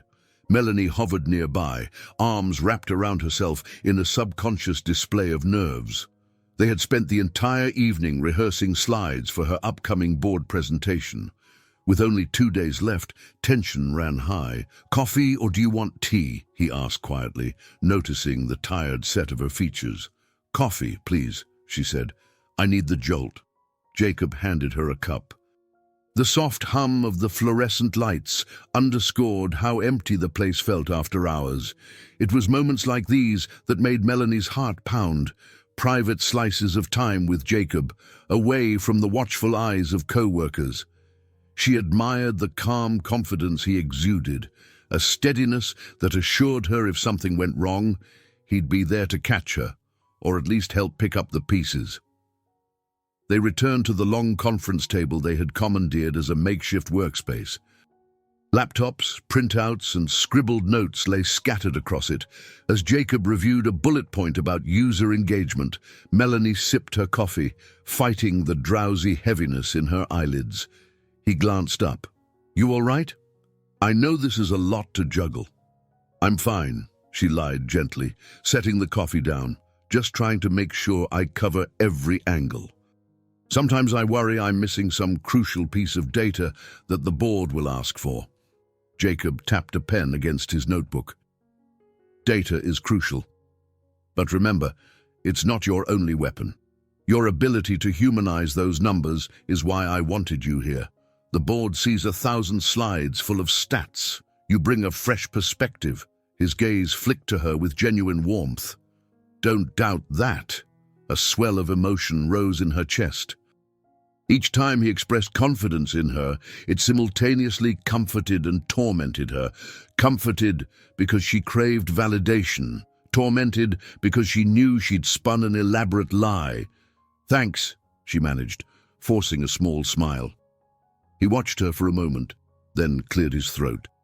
"Mind if I ask you something personal?" The question hung in the air, making her pulse quicken. "Sure," she replied, uncertain. "I'm curious. What drew you to this field of analysis?" "You talk about empathy and human stories in a way that sounds more literary, like someone who loves art or novels." His voice was gentle, but his eyes probed for an honest answer. Her heart raced. This was exactly the kind of question that could expose her. Carefully, she replied, "Well, I do love literature. I used to spend hours reading and observing people. In a way, that's how I understand behavior, through stories, not just raw figures." She took another sip of coffee, hoping that if she kept the answer vague, he wouldn't push for details that contradicted Dr. Sharma's supposed background. Jacob nodded. "It shows. Corporate environments can dull that sense of narrative. Your input keeps us grounded." He paused, glancing at the documents. "I'm glad you joined us, even if it was a bit unorthodox how things started." She stiffened, recalling the day he mistook her for Anya Sharma. That unorthodox start was an understatement. "Me too," she said quietly, wishing she could be free of the lie and still remain part of this. But how could that ever happen? They resumed reviewing the slides in a companionable silence. Every so often, they'd debate the best phrasing for a graph or discuss how to pivot if a board member questioned the budget. Time drifted, the overhead lights humming softly. Eventually, they took another break, leaning back in their chairs, exhaustion etched across their faces. Jacob loosened his tie and rubbed the back of his neck. "I forget sometimes what it's like to work without pausing for air, but when I'm inspired, I get tunnel vision." Melanie nodded. "I do that too, with writing. I'll get immersed in a world and forget to stop." He gave her a curious look. "Have you written anything I might have read?" Panic flickered, but she kept her expression neutral. "I doubt it. Mostly private or unpublished pieces," she murmured. It wasn't a lie. She'd composed numerous short stories over the years, none of which had ever seen a public audience. "My writing is more for my own mind." Jacob looked as though he wanted to know more, but let it go. "Well," he said, glancing around the deserted floor, "we should wrap soon. The cleaning crew will wonder why two workaholics are burning the midnight oil. Besides, you need rest if you're going to impress those board members." She nodded, though a part of her didn't want the night to end, didn't want to step away from this oddly intimate bubble they'd created amid spreadsheets and coffee cups. Still, she helped him gather materials into neat piles. Before they parted ways, he hesitated, then said, "Melanie," using her first name for perhaps the first time, without the formality of Dr. Sharma. The sound of it sent a tingle down her spine. "If you ever need a break, or just to talk, you can knock on my door any time. I know the pressure can be heavy." Her throat felt tight as she met his gaze. "Thank you. I appreciate that." A million confessions swirled in her mind, but all she managed was a quiet smile. They walked together to the elevator, stepping inside side by side. The city's lights framed them in the reflection on the polished doors. For a moment, neither spoke. The hush between them laced with unspoken possibilities. Then the elevator arrived at the lobby, and reality returned in the form of a bustling security desk and a brisk, cold wind outside. They said goodnight, each heading to their own path. But as Melanie stepped onto the sidewalk, she couldn't shake the warmth of that final moment, nor the guilt that her presence there was based on a tangled lie. Still, she couldn't deny the spark of something genuine between them, something that had little to do with corporate goals and everything to do with human connection. Mid-morning sunlight streamed into Jacob's office as he stood with Melanie near the windows, discussing final tweaks to her presentation slides. The day of the board review was fast approaching, and their conversation carried an undercurrent of urgency. At one point, Jacob paused, reflecting on the strange circumstances that had led to their collaboration. "You know," he mused, sipping from a porcelain mug, "it's funny how these things happen. I keep thinking back to those first 5 minutes of conversation we ever had." Melanie's stomach twisted. She could still remember the shock of him mistaking her for Dr. Sharma that day, orchids balanced precariously in her arms. She forced a gentle laugh. "Yes, it certainly set everything in motion." He nodded, his gaze drifting to the city skyline. "In 5 minutes, you changed my entire perspective on how we approach consumer insight. It wasn't about statistics, it was about empathy." That short conversation reminded me of why I started pushing for innovation in the first place. The sincerity in his voice knifed through Melanie's chest. She recalled the exact wording of the sequence that had turned her world upside down. A humble girl went to deliver a package to the wrong company. A billionaire CEO mistook her for the new employee, and after 5 minutes of conversation, the memory felt both surreal and painfully real, reaffirming how precarious her situation was. Jacob's eyes settled on her, warm and earnest. "Sometimes, I think if you hadn't come that day, I might have continued with the same stale corporate strategies. You reminded me that I used to dream about doing something more meaningful. I wanted you to know that." Her breath caught, and for a moment she struggled to respond. The weight of his admiration was almost unbearable. "I'm glad I could help," she murmured, wincing inwardly. If only he knew the real story. How would he feel then? Betrayal, anger, maybe heartbreak. Before she could dwell on it, his phone buzzed. He glanced at the caller ID and excused himself to answer. Melanie exhaled shakily, letting her eyes roam the office that had become strangely familiar. Sleek, modern furniture, family portraits in muted frames along one shelf, and a small crystal vase of orchids that she had delivered on that fateful day. In truth, she worried that each mention of those 5 minutes was chipping away at her composure. Her lie had grown deeper roots than she'd ever intended. It now formed the foundation of Jacob's renewed passion, the entire company's shift toward more human-driven marketing, and her newly discovered sense of purpose. She toyed with a paperclip on his desk, anxiety churning. She wondered, was she building her future on a fault line? A knock on the open door disrupted her thoughts. David poked his head in, an apologetic look on his face. "Morning, sorry to interrupt. The real Dr. Sharma, Dr. Anya Sharma's HR file, just arrived. She was apparently on some remote expedition. We finally got hold of her. I need to clarify details with you, Jacob, when you have time." Melanie's blood chilled.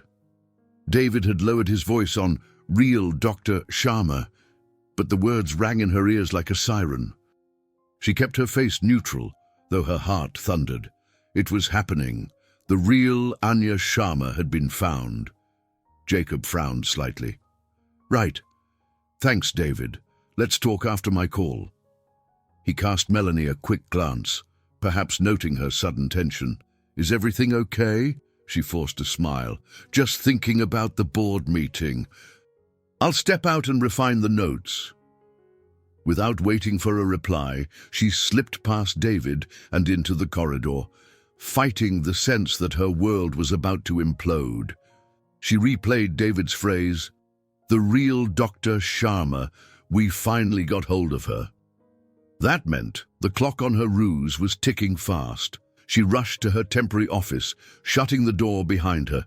Leaning against the wall, she shut her eyes, trying to calm her ragged breathing. For weeks, she had known the truth would eventually surface. The genuine Anya Sharma wouldn't stay off the grid forever. But the timing, just days before her biggest professional test, felt catastrophic. She pressed a fist to her chest, grappling with the wave of panic. One part of her mind urged her to come clean right now, face the consequences. Another part insisted on pushing forward. She had promised to deliver this presentation, and maybe, just maybe, she could salvage something before the truth came barreling out. Her phone vibrated, a text from Sarah flashing, "Meeting in 15-min marketing updates." She breathed deeply, forcing herself to straighten and focus. If this was her final moment in the sun, she at least wanted to do her job well. She grabbed a folder of notes and left for the meeting, hoping her face showed none of the inner turmoil. As she hurried down the hall, she caught a reflection of herself in the polished window, a poised woman in business attire. Yet beneath that polished exterior was a trembling figure living on borrowed time. She could already feel the ground shifting under her feet and the echo of Jacob's words. Those 5 minutes changed everything, rang in her head like a bittersweet refrain. The day before her board presentation, Melanie found herself in a frenzy of last-minute preparations. She camped in the strategy department's wing, juggling conference calls, replying to urgent emails, and adjusting her slides. Yet no matter how busy she stayed, she couldn't shake the dread triggered by David's casual mention of the real Dr. Sharma. Everything she did now felt weighted with finality, as if each moment might be her last under the guise of Anya Sharma. Late afternoon brought a near-catastrophic crisis. The main data system suffered a glitch, corrupting files with crucial statistics. Engineers scrambled to restore backups, while Sarah and others panicked about missing graphs for the board. When Melanie heard the news, her first impulse was to freeze. But the urgency galvanized her. She rushed to help salvage what they could. Some data sets had to be re-uploaded manually from spreadsheets. Others were lost entirely, forcing them to recreate them from memory and partial notes. Jacob cancelled meetings to join the effort, his brow tight with worry. As the hours ticked by, the entire office seemed to hold its breath, fearing that tomorrow's presentation might be doomed. Finally, around 8 in the evening, the IT team announced they had recovered most of the files. The sense of relief that swept through the halls was palpable. Melanie, still rattled, took a moment to steady herself. She realized Jacob was leaning over a workstation nearby, checking the newly restored data. She approached him, voice soft. "Is it all right? Did we get enough back?" He nodded, exhaling slowly. "We did, thanks to everyone's quick work. That was a close call." Melanie let out a breath she hadn't realized she'd been holding. "I was worried the entire presentation would fall apart." He looked at her, something vulnerable in his expression. "Me too, but we solved it, and it reminded me how invested we all are in this launch. We can't afford last-minute disasters." "Agreed," she said, forcing a small smile despite her roiling nerves. "I guess we'll continue refining the data tonight. I can stay as long as needed." Jacob reached out, lightly touching her arm in a supportive gesture. "Thank you, but don't exhaust yourself. Big day tomorrow. We need you at your best." His touch was fleeting, but it sent warmth coursing through her. She managed to nod, though her insides quivered. Another brush with vulnerability, another reminder of the closeness growing between them. But no matter how it stirred her heart, she couldn't forget the looming shadow of the real Dr. Sharma's arrival. They returned to the main war room, a large meeting space where staff pored over computers and shared updates. Melanie and Jacob sat side by side, double-checking the slides. At one point, she hovered the cursor over a bullet about brand image. "I'm thinking of shifting this so it follows the user stories," she suggested. "That way, the narrative flows directly into the ROI metrics." Jacob nodded. "Yes, do it. That feels more cohesive." He gave her a brief, proud smile. "You have a knack for tying everything together." The fleeting moment of triumph filled her with conflicting emotions. She was about to lead a high-stakes presentation using a skill set she'd honed through years of watching people, not through any advanced academic training. Yet here she was, shaping corporate strategy at the side of a CEO who believed in her wholeheartedly. If only the lies would vanish. Around 11 o'clock, David popped in to say goodnight, praising their progress. Melanie braced, waiting for him to mention the real doctor. Sharma again, but he simply left, seeming in a rush. She wondered if the meeting with HR had been delayed or if he'd discovered new information. Her mind spun with paranoia. At midnight, the office cleared out except for a few dedicated staff. Melanie and Jacob were reviewing final details when David reappeared, eyes bleary. "Hey," he said quietly. "Marcus just texted me. He's returning to the office. He wants to check some final details about tomorrow." Jacob frowned. "Now, it's after midnight." David shrugged. "You know him. He won't rest until he's confident." Melanie stiffened. Marcus's late-night arrival could only mean he was sniffing around for weaknesses, and possibly for more clues about her identity. Sure enough, at midnight, Marcus strode into the war room, scanning the scene with cool assessment. "Burning the midnight oil," he remarked, setting down his briefcase. "I'd like a quick look at your slides, Doctor. Sharma, if you don't mind, I want to ensure alignment with the financial segment." Melanie swallowed. "Of course," she managed, standing to open the final deck on a large monitor. She stepped through each slide, explaining the human-centric narrative approach. Meanwhile, Marcus drilled her with questions about methodology, references, and footnotes. Though she'd prepared meticulously, she still felt the claws of panic. He seemed determined to find a slip, any sign that she lacked the credentials she claimed. Eventually, he nodded, expression neutral. "All right, it seems consistent enough. I assume you'll handle any tough questions the board might throw about supporting data." "I will," she said, controlling her voice. He arched an eyebrow. "Then we'll see you both in the morning." With that, he left as quickly as he'd arrived. Jacob shot Melanie a concerned glance. "Don't let him rattle you," he said softly. "He's always been demanding, especially before major presentations." She exhaled, slumping into a chair. "He just wants everything perfect." Jacob sighed. "Yes, but sometimes I think it goes beyond that. Just remember, you've proven yourself already." He paused, eyes softening. "Get some rest soon, okay? Big day tomorrow." Melanie forced a nod, her entire body taut with tension. She thanked him and remained in the war room even after he departed, her mind a swirl of what-ifs. If Marcus had found any discrepancy, he'd likely have pounced. But that didn't mean she was safe, only that she'd dodged him one more time. As she finally shut her laptop, she caught her reflection in the monitor, exhausted eyes, worry etched on her face. She felt like she was stepping into a dead-end alley. The presentation loomed.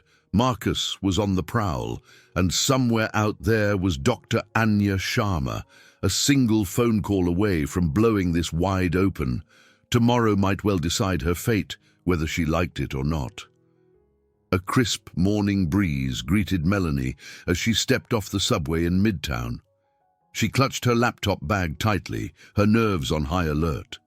This was it, the day of the board presentation.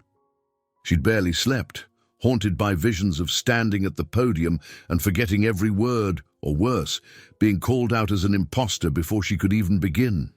She arrived at Howard Innovations earlier than usual, slipping through the lobby amid a crowd of equally tense-looking employees.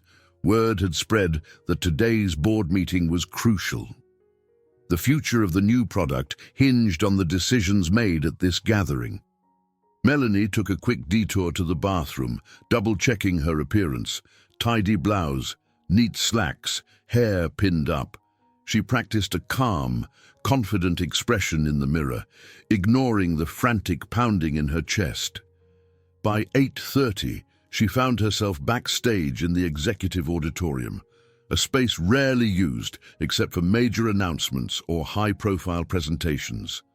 Plush seats filled the auditorium, and the stage area featured a sleek wooden lectern with a large screen behind it.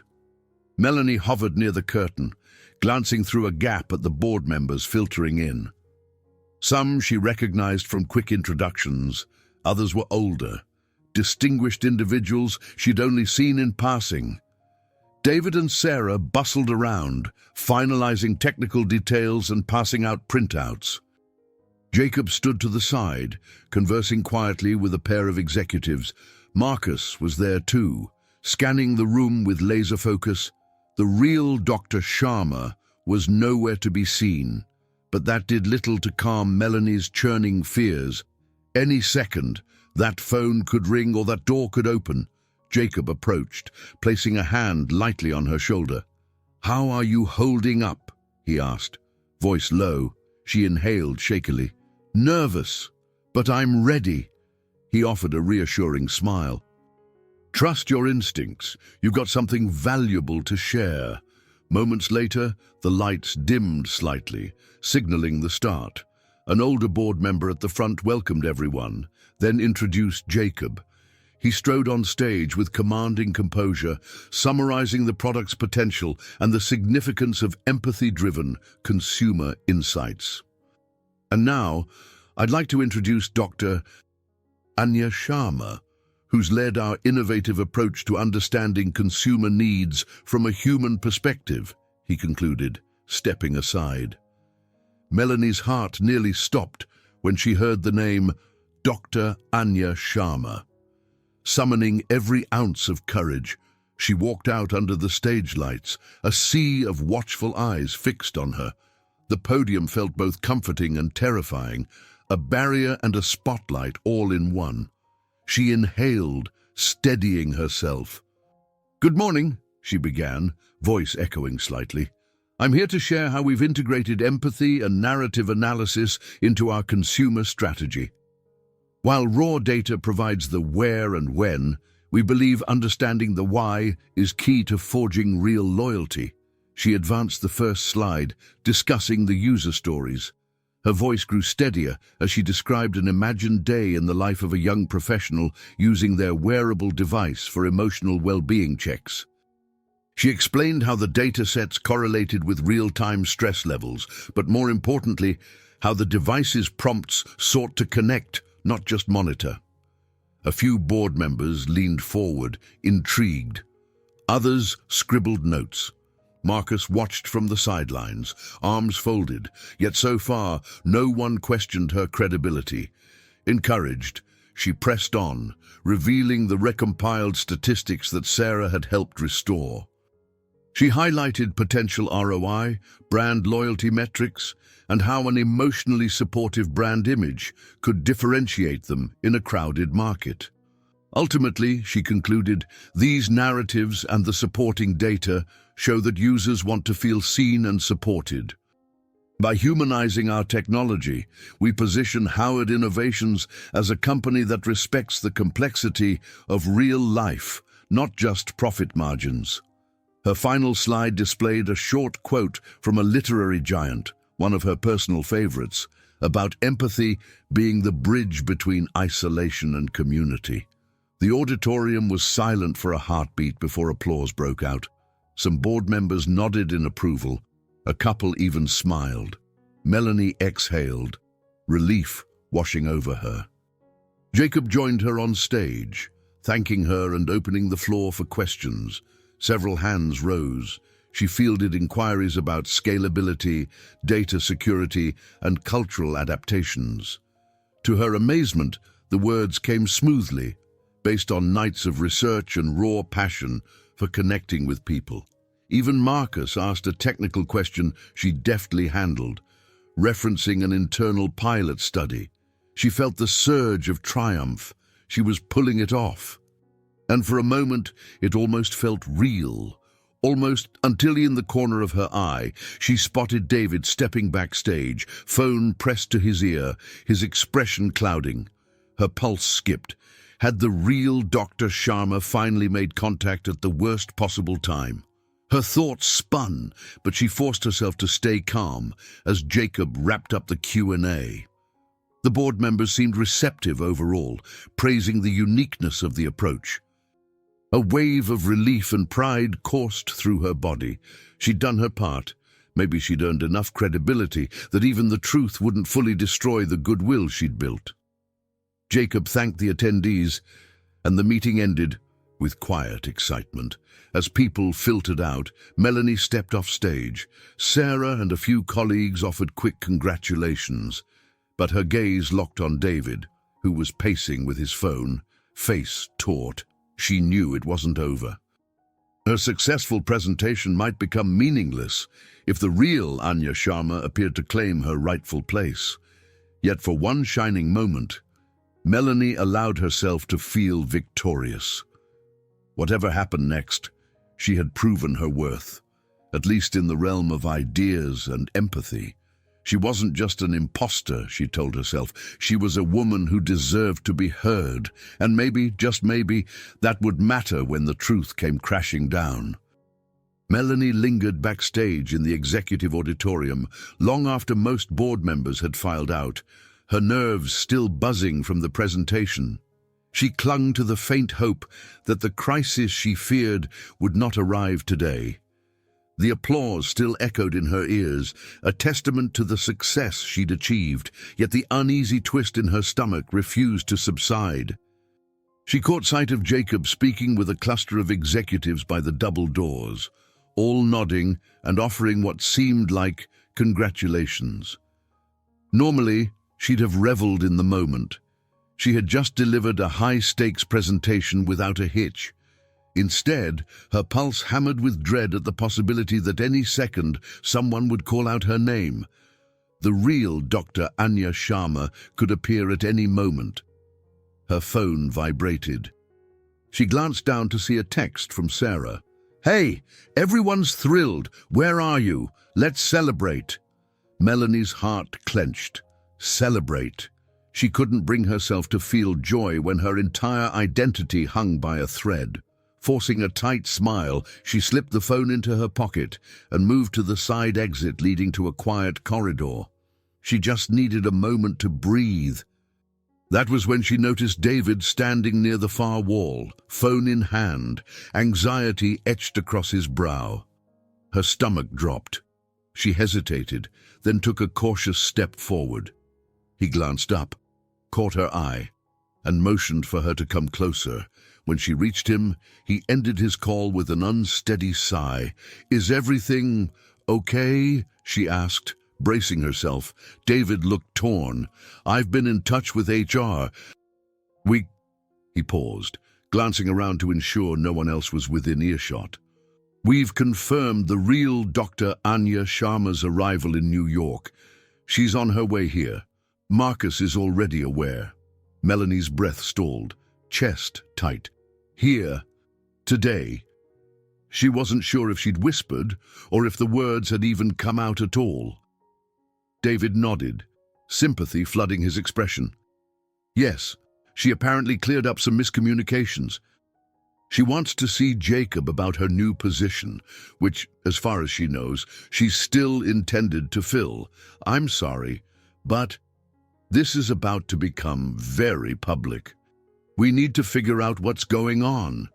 A cold sweat broke over Melanie's skin. There was no time left to strategize, no chance to slip away quietly. She felt as though the floor were crumbling beneath her feet. David pressed his lips together.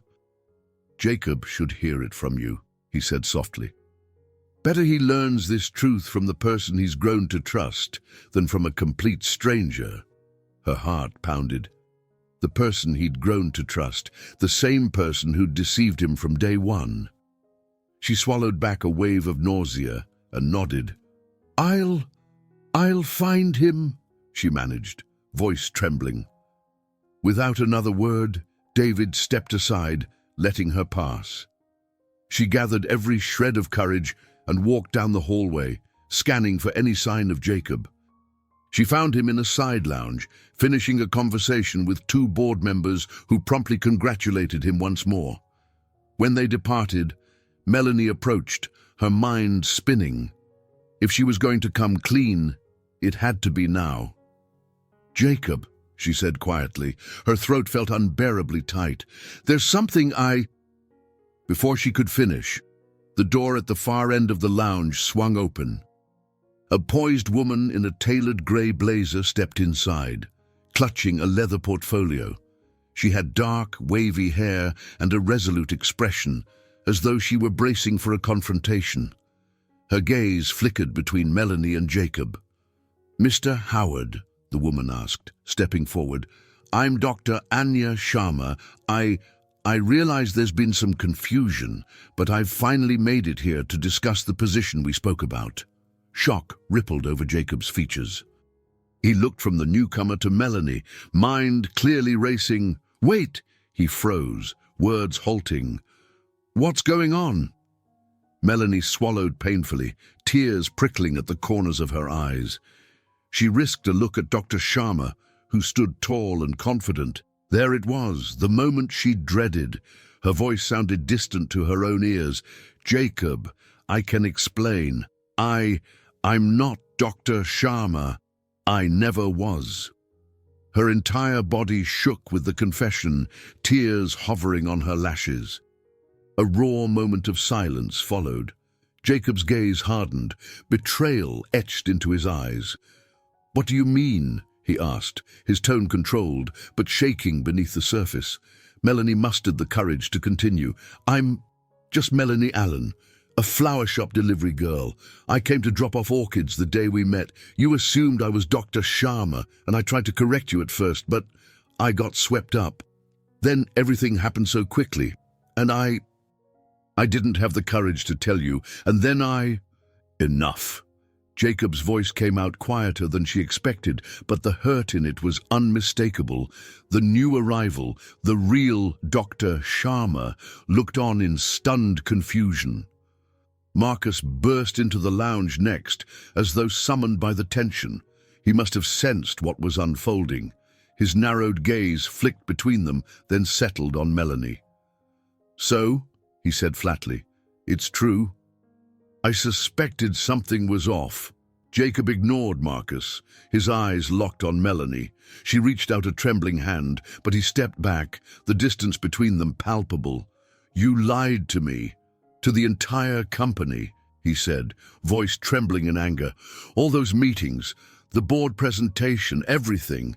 How could you do this?" Tears spilled down her cheeks. "I didn't mean to deceive you. I wanted to tell the truth so many times, but it got too big. I never wanted to hurt anyone."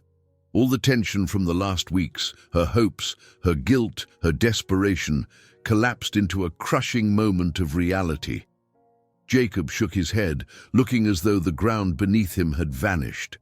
Marcus, stepping forward, addressed him in a carefully measured tone. "She's committed a severe breach of trust.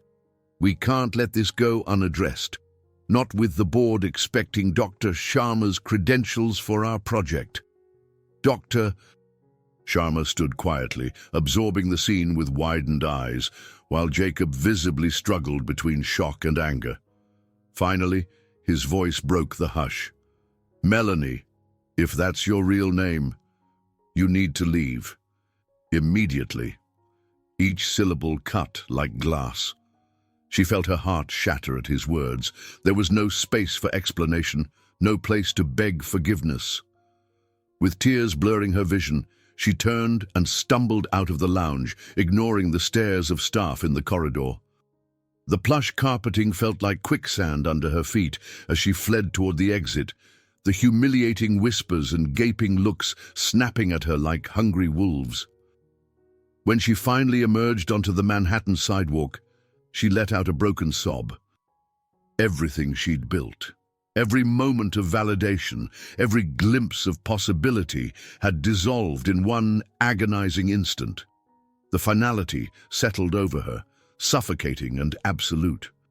She had no idea where she was going, only that she wanted to vanish from the place where her dreams and deceptions had collided so spectacularly. Melanie Allen spent the next week in a haze, barely leaving her tiny Brooklyn apartment. After fleeing Howard Innovations in tears, she'd made it home on sheer autopilot, discarding her corporate attire in a heap on the floor and crawling into bed. Every time she closed her eyes, she replayed the moment Jacob's gaze filled with betrayal, the numbness in his voice as he ordered her out. She quit Petal Pushers via voicemail the very next morning, too ashamed to face Mrs. Gable or her co-workers. She hadn't even bothered to collect her final paycheck in person. In her mind, she deserved to vanish. She seldom ate, ignoring calls from Chloe. The only sign of life in her apartment was the occasional shuffle to the kitchen for water, or the slow, restless pacing around her cramped living room. On the 6th day, a firm knock startled her. She froze, heart pounding. Another knock, followed by a muffled voice. "Mel, I know you're in there. Open the door." Chloe. The pink-haired barista turned friend. Melanie grimaced, uncertain if she could handle conversation, but something in Chloe's tone felt determined. Slowly, she unlatched the door. Chloe strode in, a to-go coffee cup in each hand. "You look like a ghost," she blurted. "Seriously, when was the last time you slept or ate a decent meal?" Without waiting for an answer, Chloe placed the coffees on the small table by the couch and turned to scan the apartment. Take-out boxes, unopened mail, and a forlorn orchid petal or two from the day she'd brought them home lay scattered around. The scene screamed despair.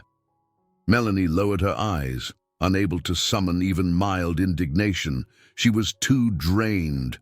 I messed up everything," she said, voice shaking. "You don't understand what I did." Chloe tucked a stray pink strand behind her ear. "Well, I've heard bits and pieces. The rumor is you posed as some fancy consultant and got found out. Care to fill me in on the details?" Her tone was gentle but firm. A lump formed in Melanie's throat as she recounted the entire story. How Jacob mistook her for Dr. Sharma, how she'd tried to explain but got swept into a tidal wave of corporate chaos, how she discovered her knack for reading people had real value, right up until the real Dr. Sharma appeared. Chloe listened, eyes widening at intervals, mouth tightening at others, but she never interrupted. At the end, Melanie wiped a tear. "I've never felt so worthless. Jacob hates me. The whole company hates me. I can't show my face at Petal Pushers either. I'm a liar, a fraud. I couldn't stop. I just kept going day after day." Chloe settled onto the couch, handing Melanie one of the coffee cups. "It's not okay what you did," she said softly, "but that doesn't make you worthless. You had reasons, maybe not good ones, but reasons. And you found a part of yourself you never knew was there. Someone who can think outside the box and communicate with empathy. That's real." Melanie stared at the steam rising from the coffee. "That part is gone, though. It doesn't matter." Chloe scoffed. "Stop it. You learned you have real insights, even if your method of getting there was twisted. Look, you can't hide forever. You said you wanted to do something meaningful with your knack for reading people. So do it. Apologize if you need to, make amends if you can, but don't surrender your entire life." A taut silence stretched. Melanie's eyes burned from unshed tears. "I don't know how to face the world. I cost them all, Jacob, the team's time, trust. They invested in me, and I just lied." Chloe's expression softened. "People have come back from worse. The question is, do you want to give up for good, or do you want to figure out who Melanie Allen really is?" Something about those words broke through the numbness. After Chloe left, Melanie dragged herself into the shower, scrubbing away days of inertia. She stared at her reflection in the foggy mirror afterward, hair damp, eyes puffy. Who is Melanie Allen? A question she'd avoided for years. She used to deliver flowers, hide behind books, and dream of writing stories she never shared. A few more days passed in slow introspection. She ignored calls from unknown numbers, half fearing it might be someone from Howard Innovations. One afternoon, Mrs. Gable appeared unexpectedly, letting herself into the apartment with a spare key Chloe had borrowed. Melanie found the older woman rummaging in her kitchen, preparing a pot of tea. Seeing her boss's familiar, gentle face unleashed a fresh wave of tears. "Mrs. Gable," she croaked, "I'm so sorry. I abandoned the shop. I let you down." "Now, child," Mrs. Gable murmured, clasping Melanie's trembling hands, "you don't need to apologize to me. I just want to know if you're safe. Chloe told me bits about your trouble at that big company. Whatever happened, I know you're not a bad person." Melanie sobbed, burying her face in Mrs. Gable's shoulder. In that moment, she realized she still had some measure of support, people who cared about her even without the fancy job or illusions. Over cups of tea, she tentatively asked Mrs. Gable for advice on her next steps. The older woman suggested Melanie reconnect with her love for literature, maybe volunteering somewhere that fosters reading or writing to channel her gift for empathy more constructively. "You always had the most curious mind," Mrs. Gable said fondly. "Use it to help others. Don't lock yourself away." With that nudge, Melanie began searching for volunteer opportunities. She discovered the Read More initiative, a library-driven program that focused on community outreach. It turned out that Howard Innovations had once been listed as a silent sponsor, though she figured they'd never welcome her there if they recognized her name. Still, she was desperate for any chance to re-engage with the world. On a Tuesday morning, she mustered the courage to apply for a volunteer position at a local library branch affiliated with Read More. She showed up, hands shaking, and introduced herself simply as Melanie Allen, no doctor, no false pretenses. The coordinator, Mrs. Miles, welcomed her warmly, relieved for extra help cataloging books, reading to kids, and assisting with literacy programs. As Melanie shelved tattered paperbacks and greeted visiting patrons, she felt a faint spark reignite. She had always cherished books for their power to bridge gaps between people. If she couldn't be a corporate analyst, she could at least help the community discover the magic of literature. Little by little, she sensed the first traces of an inner strength returning, an inkling that her life wasn't over. She still had value, even if she wasn't who she'd pretended to be. 2 weeks later, on a breezy Saturday afternoon, Melanie arrived at the small neighborhood library to assist with a children's reading event. Brightly colored posters decorated the entrance, advertising story time for local families. She set out little plastic chairs in a semicircle and helped arrange stacks of picture books on a low table. She'd adapted to volunteer life with surprising ease. On quiet weekdays, she sorted books by genre or read aloud to kids who needed after-school tutoring. It wasn't glamorous, but it felt honest. Here, there was no place for imposters, just individuals sharing knowledge and compassion. Part of her ached to remain invisible, and yet she found solace each time a child's face lit up when discovering a new story. Mid-event, she finished reading a picture book to a group of wide-eyed 5-year-olds. The parents clapped politely. Melanie took a small bow, heart warmed by the simple validation. She noticed Mrs. Miles, the program coordinator, waving at her from across the room. By her side stood a tall figure in a dark coat, partially obscured by a display rack of children's classics. Melanie frowned, gently excused herself from the circle, and approached. The figure turned, and her entire body froze in shock. Jacob Howard. His intense blue eyes met hers, betraying a flurry of emotions. Surprise, anger, or maybe something else, She couldn't tell which. Her breath caught in her throat as her mind raced. She hadn't told him where she was volunteering, hadn't expected ever to see him again, yet here he was, in the last place she'd imagine.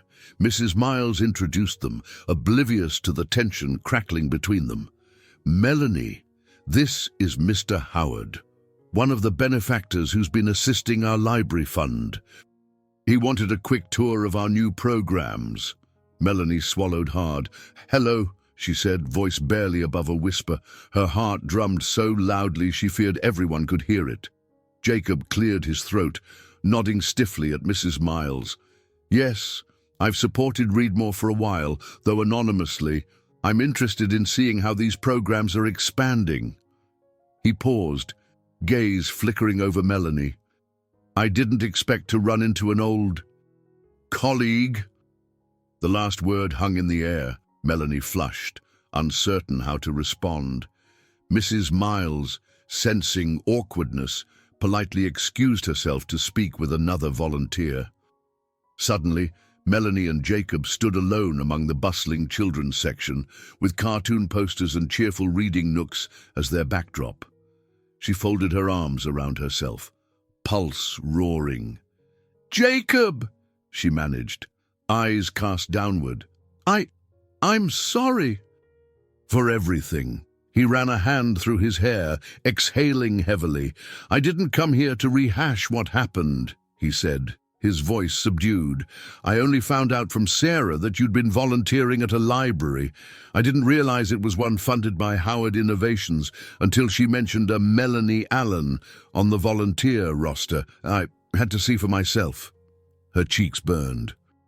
"So you came to confirm I'm not lying about this too?"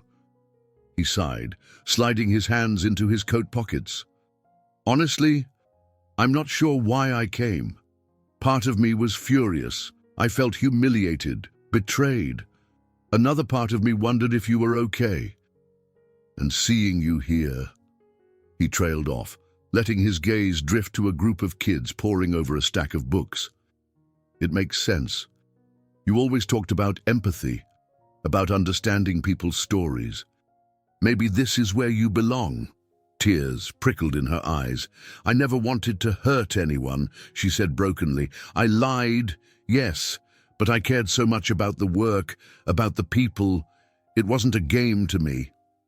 Jacob's expression softened, though shadows of hurt lingered. "Do you have any idea how awful it felt, finding out I'd trusted you, confided in you, only to discover none of it was real?" She flinched. "It was real," she whispered, voice tight with emotion. "Every conversation, every idea, I gave it my all, I swear." They stood there, words unspoken swirling between them. Around them, children giggled, oblivious to the tension. Finally, Jacob nodded toward an empty reading alcove. "Is there somewhere we can talk privately?" Melanie led him to a quiet corner behind a row of tall bookshelves. The air felt charged. She braced herself for another onslaught of anger, but to her surprise, Jacob's voice quivered with something closer to sorrow than rage. "I was so angry," he admitted, "but I can't forget the real contributions you made. The board was impressed, and we've implemented some of your suggestions. The product is moving forward, even Dr. Sharma recognized that some of our best consumer insights came from your approach. She's working with the marketing team now." Melanie's chest tightened at the mention of Dr. Sharma. She glanced down. "I'm glad it helped, at least." His stare burned into her. "Why didn't you just tell me the truth from the start, even if it was awkward? Why keep it going?" She shuddered, blinking away tears. "I tried. That first day, you barely gave me a chance to speak. And after a while, I felt like I'd found my purpose. No one had ever taken me seriously. You saw something in me I didn't see in myself. I was terrified I'd lose that if you knew the truth." He studied her, turmoil evident in his features. Then he exhaled. "Well, you found your purpose, but at a terrible cost. You betrayed trust." A pause. But you also saved our launch with your insights. I can't ignore that. A trickle of hope mingled with her shame. And thank you for not dismissing the good. Jacob glanced at the library shelves, overflowing with stories of mistakes, redemption, and transformation. Look, I'm not ready to just forgive and forget, but seeing you here, volunteering, reminds me of the kind of empathy I once admired in you. If we can talk, really talk, maybe we can find some closure. His voice wavered, as if uncertain whether he truly wanted closure or something deeper. She nodded, tears threatening to spill. I'm here whenever you're ready, she said quietly. I owe you that and more. He lingered, eyes reflecting a mix of emotions, relief, confusion, longing, then gave a slight nod. As he turned to go, he added, the Read More initiative is expanding soon. We're hosting a community event next month. Maybe I'll see you there. It was neither a promise nor a threat, but a door left ajar. In the silence that followed his departure, Melanie slid to the floor, back against the shelves. Her hands trembled, heart pounding. The emotional climax she dreaded had arrived, yet it wasn't a clean break. It felt more like a fragile beginning. She pressed a hand to her chest, inhaling the comforting scent of old paper and ink. Somewhere amid these dusty pages, perhaps her next chapter waited to be written, one she would fill with nothing but the truth. Melanie paced the length of her apartment, heart pounding. She was expecting Jacob in less than an hour. For weeks since their tense encounter at the library, they'd exchanged a handful of cautious messages. Nothing deeply personal, but enough to keep a line of communication open. Now he was coming by in person to discuss a potential collaboration, as he'd put it on the phone. The mix of trepidation and hope nearly overwhelmed her. She tidied the small living room, stashing away leftover book donations and volunteering schedules in a neat pile on her coffee table. She'd even placed a tiny vase of fresh daisies, bought from a corner stand to replace the wilted orchids she could no longer bear to look at. Her reflection in the mirror revealed anxious eyes and a nervous twist to her mouth.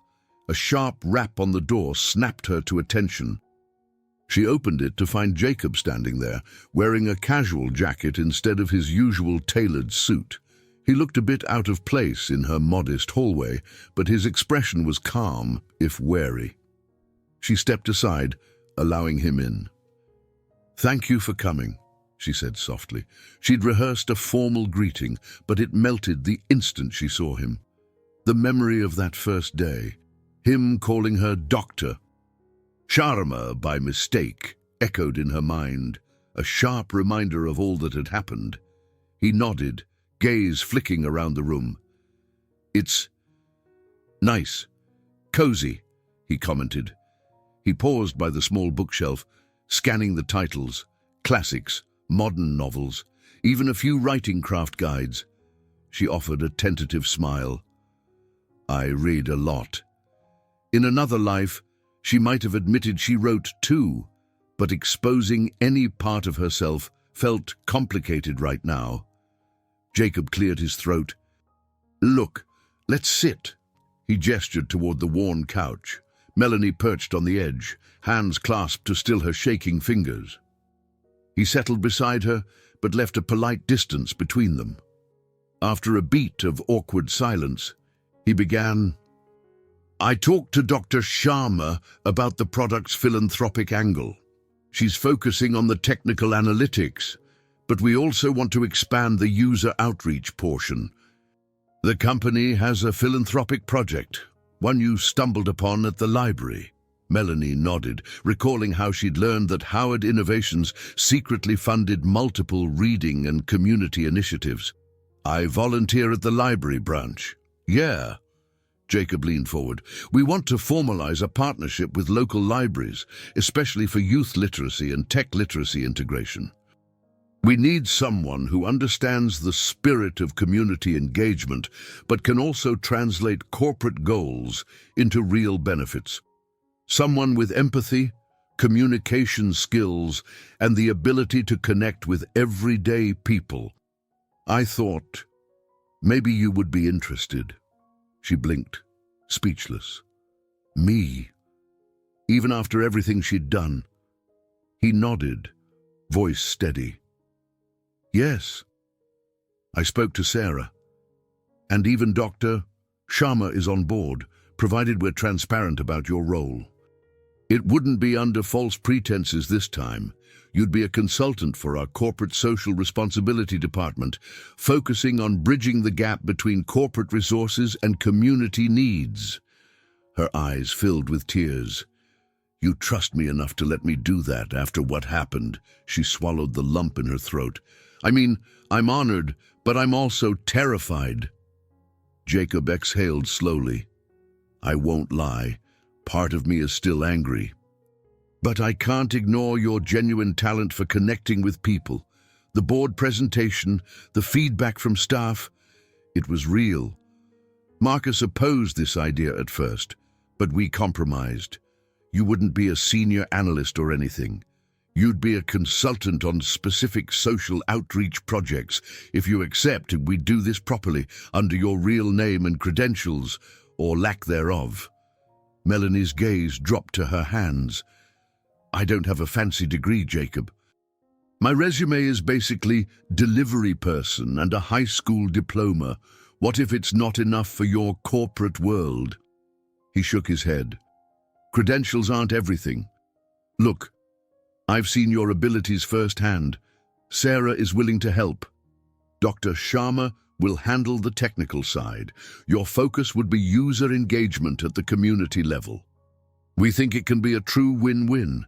The company invests in reading programs, libraries, and underprivileged communities, and in return, we build goodwill and loyalty.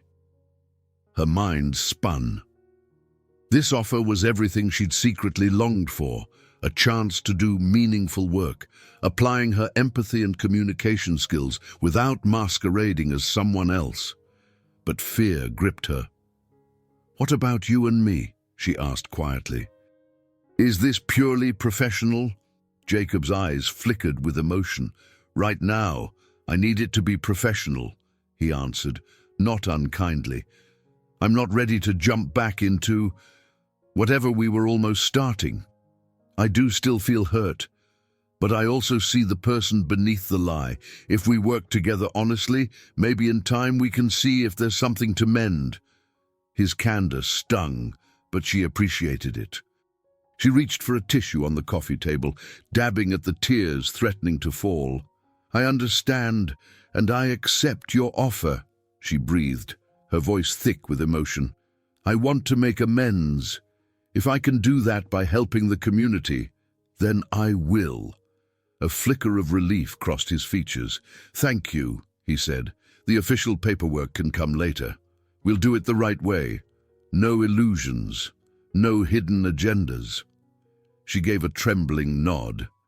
Thank you for giving me a chance. I promise I'll do everything I can to earn your trust. They stood, tension still in the air but tempered by a cautious sense of hope. At the door, he paused. We start planning the official rollout next week. I'll have Sarah coordinate the details. I'm sure you two will collaborate closely. Melanie's heart fluttered. Despite the unresolved feelings between them, she felt a surge of gratitude. She walked him to the hallway. Their eyes met, and a silent understanding passed between them. This was a fragile step toward reconciliation, built on truth this time. As the door closed behind Jacob, Melanie slumped against it, releasing a shuddering breath. Uncertainty still loomed, but the strangling guilt had loosened, replaced by a spark of determination. She wiped her tears and straightened. She had a second chance, a real one, to prove that she was more than a lie. And for the first time since her downfall, she allowed herself to believe it might actually work. Over the following weeks, Melanie's new role as a consultant for Howard Innovation's corporate social responsibility department blossomed in ways she never imagined. She remained based out of her Brooklyn apartment, but regularly visited the company's offices, this time with a legitimate badge reading simply Melanie Allen, CSR consultant. Walking through those sleek glass doors without pretense felt both strange and liberating. Sarah guided her through formal orientation sessions, introducing her to staff who'd only known her as the mysterious Dr. Sharma.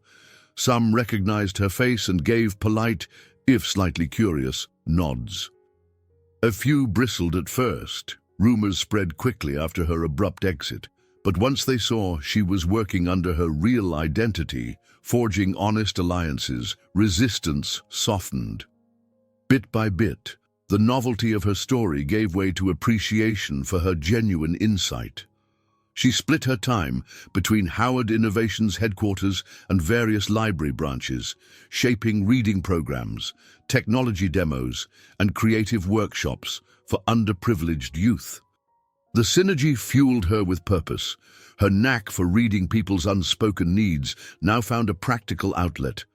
She wrote short proposals explaining how high-tech devices could encourage reluctant readers, or how structured storytelling contests might spark new passion among teenage volunteers. At every step, she reminded herself, this time, it's all real. No borrowed credentials, no false persona. She felt an exhilarating sense of authenticity even when tasks got tough. Marcus Thorne kept his distance, but he no longer glared with outright suspicion.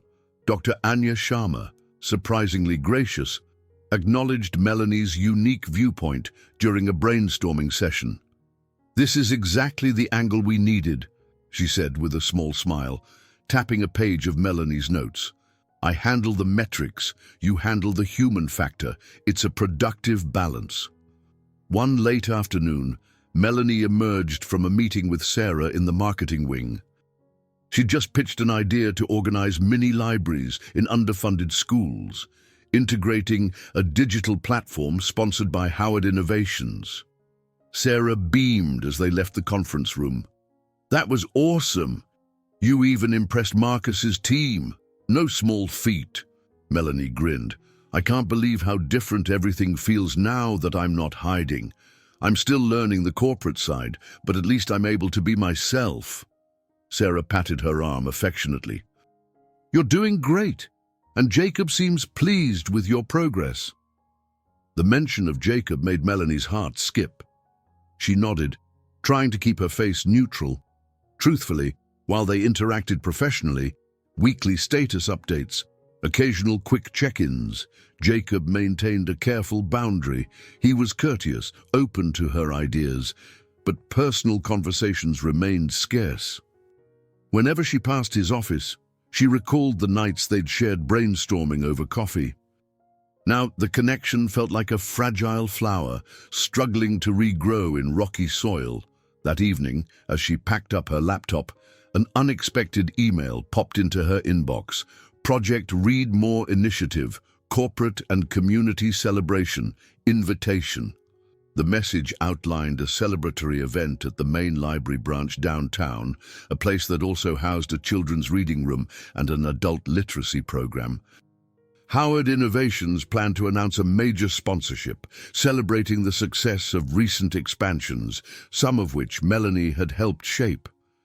She scrolled further and noticed her name on the schedule. She was set to speak briefly about the importance of bridging corporations and communities. Her pulse fluttered, public speaking again, but this time under her real identity. She felt a twinge of fear at stepping behind a microphone once more, yet a stronger sense of excitement. This was redemption on her own terms. A week later, on the day of the event, she arrived at the Grand Library building early. Rows of folding chairs faced a small stage near the main reading room, newly refurbished with bright murals and sleek tables. Large posters displaying Howard Innovations' name and the library's logo stood side by side. Guests filtered in, local officials, librarians, company representatives. She recognized some from the day she was first unmasked. Her nerves tingled. Shortly after opening remarks by Mrs. Miles, the program coordinator, Jacob took the stage. He spoke about the company's commitment to social responsibility in a steady, measured tone. But Melanie could sense a hint of passion beneath his polished exterior. Then he announced, "I'd like to introduce Melanie Allen, our CSR consultant who has been instrumental in aligning community needs with our corporate resources. Melanie?" He beckoned her to the podium. Heart thrumming, she stepped forward. Unlike her board presentation, she wore no mask of false identity. She gazed at the small crowd, some curious, some politely attentive. She inhaled, recalling the library's gentle hush, the lives she'd touched through reading programs, and the possibility that even small gestures could spark big changes. "Thank you," she began, voice trembling at first but growing stronger. She described how meaningful it was to see technology and literature converge in ways that uplift communities. She spoke candidly about the power of empathy, of listening to real stories from real people. She didn't mention her past deception. There was no need. This moment was about forging the future, not dwelling on mistakes. Applause rose when she concluded.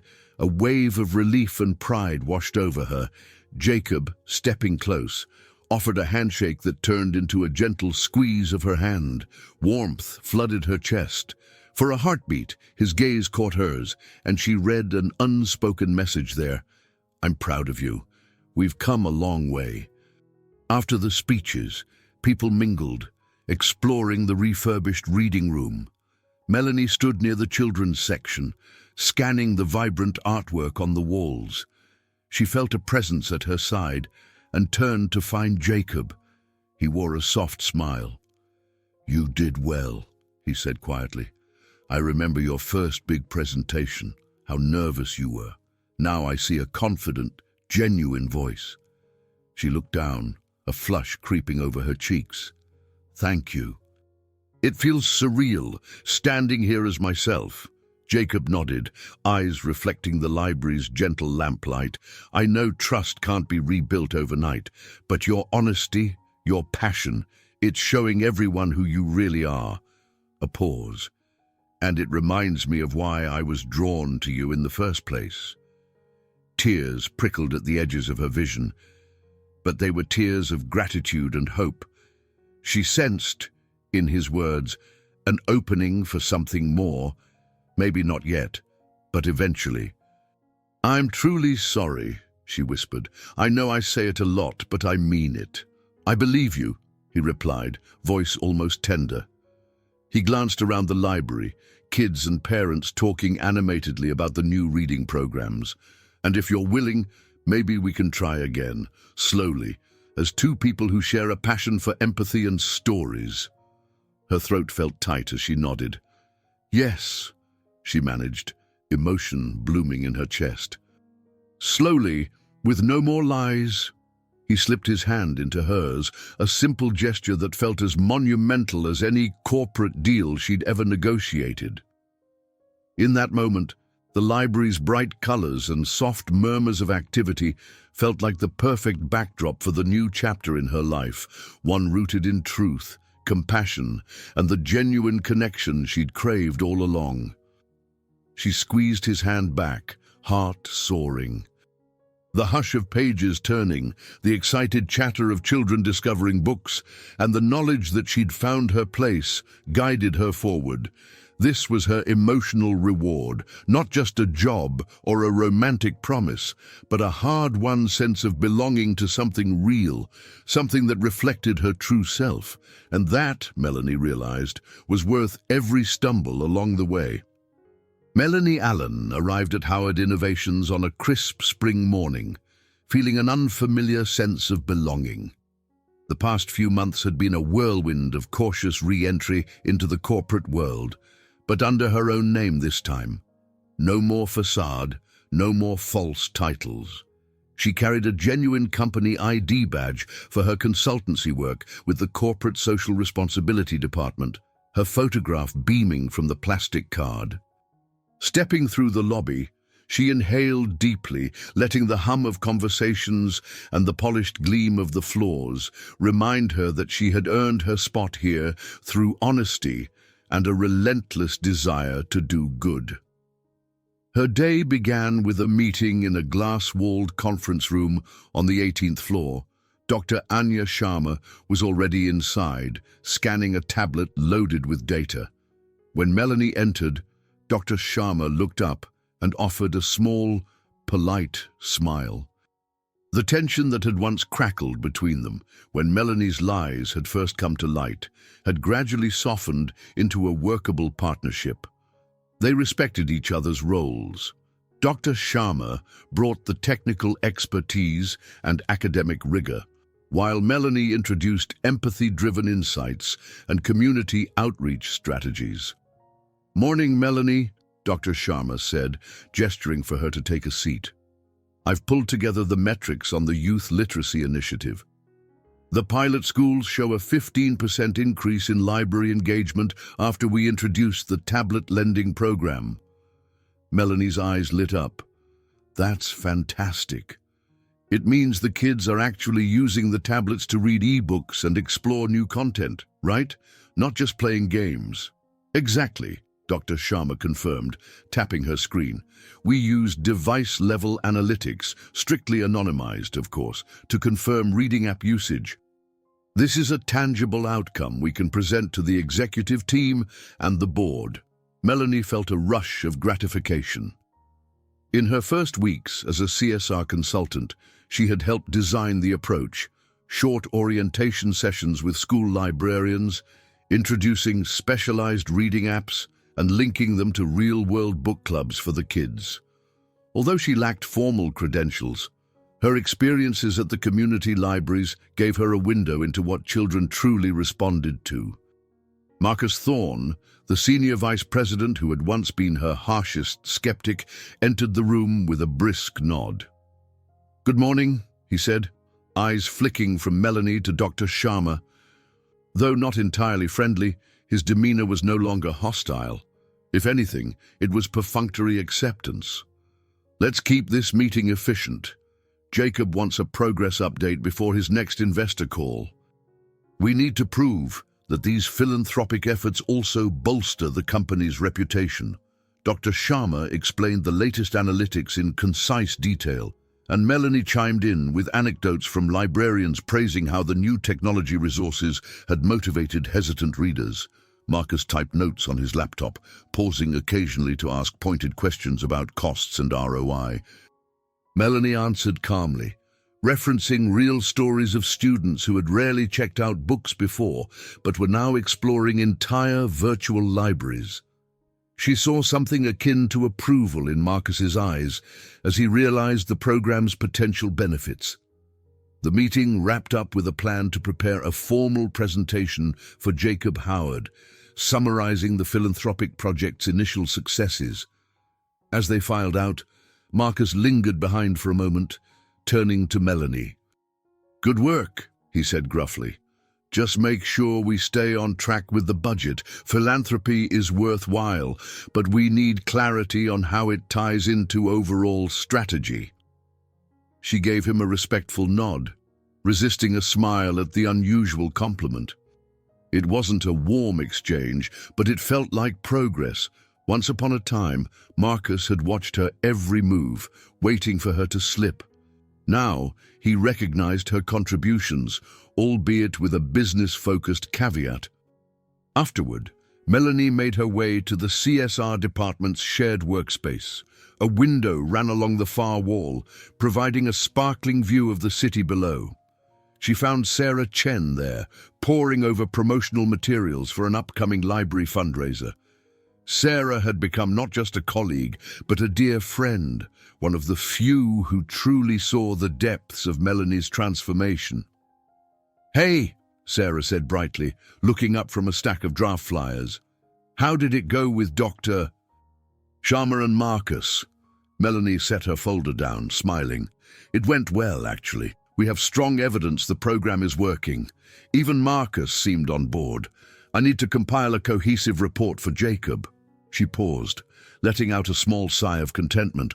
I still can't believe I'm doing this, helping real kids discover reading, bridging corporate support with community needs.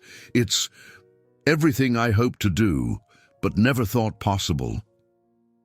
Sarah's face lit up. You earned it. Everyone sees the difference you're making, and the best part, you're doing it as yourself. They spent the next hour reviewing volunteer rosters for the library fundraiser. Melanie's role was to help coordinate staff from Howard Innovations who wanted to volunteer, ensuring they understood the program's goals. She had suggested a reading buddy day, pairing employees with kids to read short stories, share conversation, and, if all went well, ignite a love of reading that would last a lifetime. At lunchtime, Melanie slipped away, heading to the in-house cafe. She picked up a salad and found a quiet table by the windows. Savoring each bite, she gazed out over the sprawling cityscape. So many days before, she had felt like an imposter in these halls, always bracing for the moment her secret would be exposed. Now, though, she felt a sense of peace she could hardly have imagined. She had discovered a new purpose, one that honored her passion for literature, her skill at understanding people, and her desire to make a difference. She thought of Jacob, the man she had once deceived, yet who had also recognized her unique gifts. Their relationship had settled into a respectful closeness, still tentative but layered with genuine affection. He was giving her space to prove herself, and in return, she was giving him honesty she had once withheld. Each small step forward, each heartfelt conversation at the library or in the office halls brought them closer to a deeper understanding. There was no need to rush anything else. Simply sharing a mission to uplift communities felt like enough for now. Finishing her lunch, she resolved to channel her energy into the upcoming fundraiser. This was her chance to show the world and herself that her worth didn't rely on grand illusions. She was just Melanie Allen, a woman with a heart for empathy and a mind that could see pathways others overlooked. Finally, she was free to pursue her calling in earnest. The elevator ride back to her desk felt lighter than air, anticipation thrumming in her veins. This new sense of purpose was everything she had yearned for, and she intended to cherish it. The day of the library fundraiser dawned crisp and bright, the sun illuminating rows of colorful booths set up outside the grand downtown library. Tables overflowing with donated books lined the sidewalk, while cheerful volunteers in matching T-shirts hurried to finalize their displays.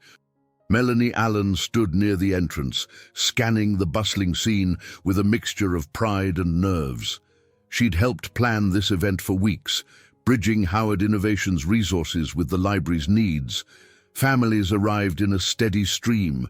Children darted from booth to booth, receiving free bookmarks, meeting costumed storybook characters, and gathering for reading circles. Melanie's heart glowed at every wide-eyed grin and excited squeal. This was tangible proof that the philanthropic partnership mattered, real people discovering the joy of literature. A familiar voice called her name. "Melanie!" She turned to see Mrs. Gable, her former boss at Petal Pushers, walking up with a gentle smile. The older woman carried a small bouquet of daisies, adding a touch of floral charm to the fundraiser's atmosphere. "You came," Melanie said, rushing forward to give her a quick hug. "I'm so glad." Mrs. Gable nodded, her warm eyes shining with pride. "Chloe insisted we stop by. She's around here somewhere, I think, serving cappuccinos from a mobile coffee station." She handed Melanie the daisies. "I just wanted you to know how proud I am. You've come such a long way from delivering flowers to the wrong building." Melanie blushed, but gratitude filled her chest. Their connection had never faltered, even when she'd vanished from the flower shop out of shame. "Thank you," she said softly, accepting the bouquet. "This means a lot." Nearby, Sarah Chen waved frantically, beckoning Melanie over to a sign-up table. Families queued up to participate in reading buddy sessions with Howard Innovations employees. Sure enough, Chloe stood behind the table with a coffee urn, handing out lattes and mochas to volunteers. She shot Melanie a playful grin. "The cappuccinos are a big hit, Doc. I mean, just Melanie," Chloe teased. They laughed together, remembering the old mix-ups. It felt good to transform painful memories into something light-hearted. Meanwhile, Dr. Anya Sharma arrived, carrying a stack of flyers promoting future technology workshops. She offered Melanie a polite nod. "It's wonderful to see everything coming together. I'll be hosting a mini-seminar on digital reading apps in the second-floor lounge if you need me." Melanie thanked her, marveling at how far they'd come. There was no antagonism between them now, just mutual respect. Dr. Sharma's meticulous data-based approach had merged seamlessly with Melanie's community insights. They made an effective team, each learning from the other's strengths. The crowd parted, revealing Marcus Thorne, escorting a trio of investors from the company. Melanie's stomach fluttered at the sight of him leading such important guests. She discreetly smoothed her t-shirt, reminding herself that she wasn't an imposter anymore. Marcus caught her eye and inclined his head in greeting. "Gentlemen, this is Melanie Allen, who helped orchestrate our CSR efforts." He actually sounded proud. She couldn't remember ever seeing that expression on his face before. It felt like closure for the tense history they'd shared. The investors shook her hand, impressed by the vibrant turnout. While Melanie guided them through the booths, one of the investors remarked on how crucial it was to marry social impact with corporate branding. Another inquired about the cost-to-benefit ratio, which Melanie answered calmly, citing Dr. Sharma's updated research. The synergy between financial sense and emotional resonance was precisely what she'd championed during her ill-fated days, impersonating a consultant. Now, it was all out in the open, and working. A short while later, Jacob Howard arrived. He wore casual attire that still radiated quiet authority, stepping onto the library steps with an understated smile. As soon as he spotted Melanie amid the throng of families, a flicker of warmth lit his gaze. She approached him, daisies in hand, feeling the subtle tension that always accompanied their interactions, an undercurrent of unresolved feelings balanced by newfound respect. "Busy day, I see," Jacob said, gesturing to the crowd. "Turnout must be double what we projected." Melanie grinned. "At least, the kids are loving it, and the library staff says new memberships surged this morning alone. It's like a community festival, all centered on reading." Jacob nodded, slipping his hands into his pockets. "I wanted to thank you, properly, for seeing this through. You've turned a difficult start into something meaningful." He paused, eyes dropping to the daisies she held. "Are those from Mrs. Gable?" Melanie laughed softly. "Yes, a small gift to celebrate. She's here somewhere. Everyone seems to have turned up. Even Dr. Sharma is running workshops for parents and kids." Jacob's expression grew thoughtful. "And how about you? Are you enjoying your new place in all of this?" Her gaze roamed the swirling crowd, children balancing books and balloons, volunteers cheerfully handing out reading kits, Chloe's coffee station humming with activity. "Yes," she said firmly, "I feel like myself, doing something good, no lies attached." A gentle silence followed, broken by a child's excited shriek in the distance. Finally, Jacob offered a half-smile. "I'm glad, truly, and I'm hoping this is just the beginning." Before she could reply, he was pulled aside by an investor wanting to snap a photo. Melanie watched him go, daisies pressed to her chest, heart light. She turned back to see Mrs. Gable, Chloe, Sarah, Dr. Sharma, and a swirl of other acquaintances who had become important threads in her tapestry of redemption. The complicated subplots of her life, her old job, the strained alliances, the friends she once avoided, had converged into a new harmony. In that moment, she realized she was no longer haunted by her past. Instead, she was shaping her future with open honesty, forging real bonds. The fundraiser buzzed around her, proof that even the most tangled mistakes could lead to unexpected grace. She tucked one of the daisies into her pocket, a keepsake of the day, and got back to work with a contented heart. 1 week after the triumphant fundraiser, Melanie found herself in a polished conference room on the 30th floor of Howard Innovation's headquarters. The space was larger than usual, with an impressive view of the Manhattan skyline. A line of chairs faced the long table where the company's newest investors would soon sit. They were here to evaluate the broader philanthropic strategy and to decide if further funding was warranted. Jacob Howard had asked Melanie to co-present alongside Dr. Anya Sharma. Although Melanie had handled presentations before, this felt like the ultimate test, a chance to solidify her standing in the company as an authentic consultant. No hidden identity to bolster her, no illusions of academic titles. Just her understanding of people, her heart for community, and the results she'd helped generate. Dr. Sharma arrived first, settling her tablet on the table. She offered Melanie a nod. "Ready for the big show?" Melanie smiled, trying to disguise the butterflies in her stomach. "Ready as I'll ever be. I'm still not used to these high-level investor sessions." "It's normal to be nervous," Dr. Sharma said, her calm voice reassuring. "But I've seen you in action. You have a knack for weaving insights with empathy. Investors appreciate authenticity, especially after seeing tangible success. Focus on the community impact and the brand loyalty it creates." Moments later, Jacob entered, wearing a tailored suit that framed his tall form. He carried a thick binder of data and offered Melanie a supportive half-smile. "We'll open with a brief overview from Dr. Sharma on metrics and ROI," he said, "then pivot to you to highlight real stories from the library initiative and reading programs. The investors want to see a balanced picture." She nodded, inhaling deeply. Before she could second-guess herself, half a dozen investors filed in. Marcus Thorne joined them, greeting each with polite handshakes. Soon they took their seats, expressions expectant, notebooks and tablets at the ready. Melanie's heart thumped in her ears as she carefully placed her own notes in front of her. Dr. Sharma began with a crisp summary: adoption rates, cost analyses, user satisfaction scores. The investors listened intently, occasionally asking for clarifications. Melanie watched them, trying to gauge their moods, noticing subtle shifts in posture or eyebrow raises.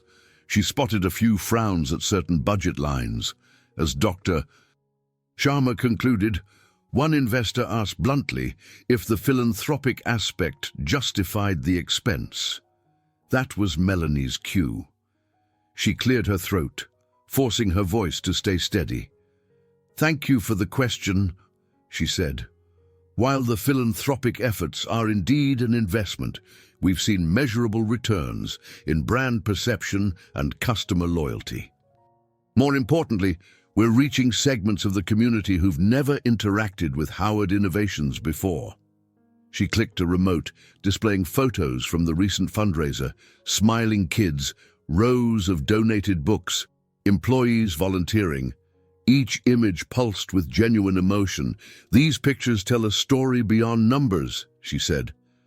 "Parents who once felt disconnected from tech companies are now engaging with us at reading events, seeing real benefits in their children's literacy development. That goodwill builds a foundation for future innovations and future customers." One of the investors, a sharp-eyed older woman, leaned forward. "Can you give an example of how that goodwill translates into tangible business outcomes?" "We have to justify expansions to the board." Melanie nodded, having anticipated such skepticism. She recounted a specific anecdote: a school principal who, impressed by the reading program, had invited Howard Innovations to introduce a new line of kid-friendly educational tablets. The principal was initially hesitant, Melanie explained. But after seeing the sincerity of our library events, they felt confident we'd respect their students' needs rather than just push sales. That collaboration is now in motion, with a potential for scaled adoption across the district. She noticed the woman's skeptical expression soften at the concrete example. Encouraged, Melanie continued, referencing Dr. Sharma's data that showed brand engagement rates in participating neighborhoods had climbed by a noticeable percentage. Philanthropy isn't a hollow PR move, it's a meaningful bridge, she concluded, voice growing in conviction. The more we invest in communities, the more those communities trust us, and trust is the bedrock of long-term growth. For a moment, the room stilled. Then the investors began firing off more questions, ranging from expansion timelines to synergy with the main product line. Melanie fielded them as calmly as she could, weaving personal stories with factual outcomes. Dr. Sharma supplied additional data when needed, and Jacob stepped in to underscore the strategic fit with Howard Innovations' overarching goals. As the meeting wrapped up, an investor with a neatly trimmed beard offered a measured nod. It's refreshing to see actual human faces behind these philanthropic strategies. Far too often, we see sanitized slides, but no real substance. Thank you for the depth you've shown here. Relief blossomed in Melanie's chest. Doctor. Sharma smiled slightly, and Jacob looked proud. Even Marcus appeared satisfied, arms no longer folded. The group rose, collecting their files. Promises were made to follow up soon, with positive hints about additional funding. One by one, they left, leaving Melanie and the others in the conference room, the city's skyline gleaming behind them. The air felt electric. Melanie realized she had just passed what felt like her final crucible, the ultimate test, confirming her transformation from timid flower delivery girl and accidental imposter to a legitimate contributor whose insights genuinely mattered. A surge of gratitude swelled in her throat. Jacob approached, placing a hand lightly on her shoulder. "You did it," he said, his voice low but filled with warmth. "They're convinced. More importantly, I can see how much you believe in this work." Melanie blinked back the sting of tears. "Yes," she whispered, "I really do." They shared a moment of silence, letting the magnitude of what had just happened settle in. She had faced scrutiny without the shield of a false identity and had triumphed. She was undeniably Melanie Allen, a woman whose empathy and vision now stood on equal footing with the world of big business. For the first time in her life, she felt entirely at peace with who she was. Over the following weeks, the ripple effects of Melanie's work spread through Howard Innovations and the wider community. With new investor commitments secured, the philanthropic projects expanded faster than anyone anticipated. Local library branches received upgraded reading facilities. New after-school programs sprang up, pairing volunteer mentors with young readers. As momentum built, so did the company's reputation for empathetic engagement. Melanie spent her days shuttling between CSR meetings at the office and on-site visits to various community centers. Each stop revealed a fresh story of hope. A teacher who saw previously shy students bursting with excitement over digital reading apps, a librarian who noted record-high membership sign-ups, or a parent relieved to see their child finally enthralled by books. The changes within Howard Innovations were equally significant.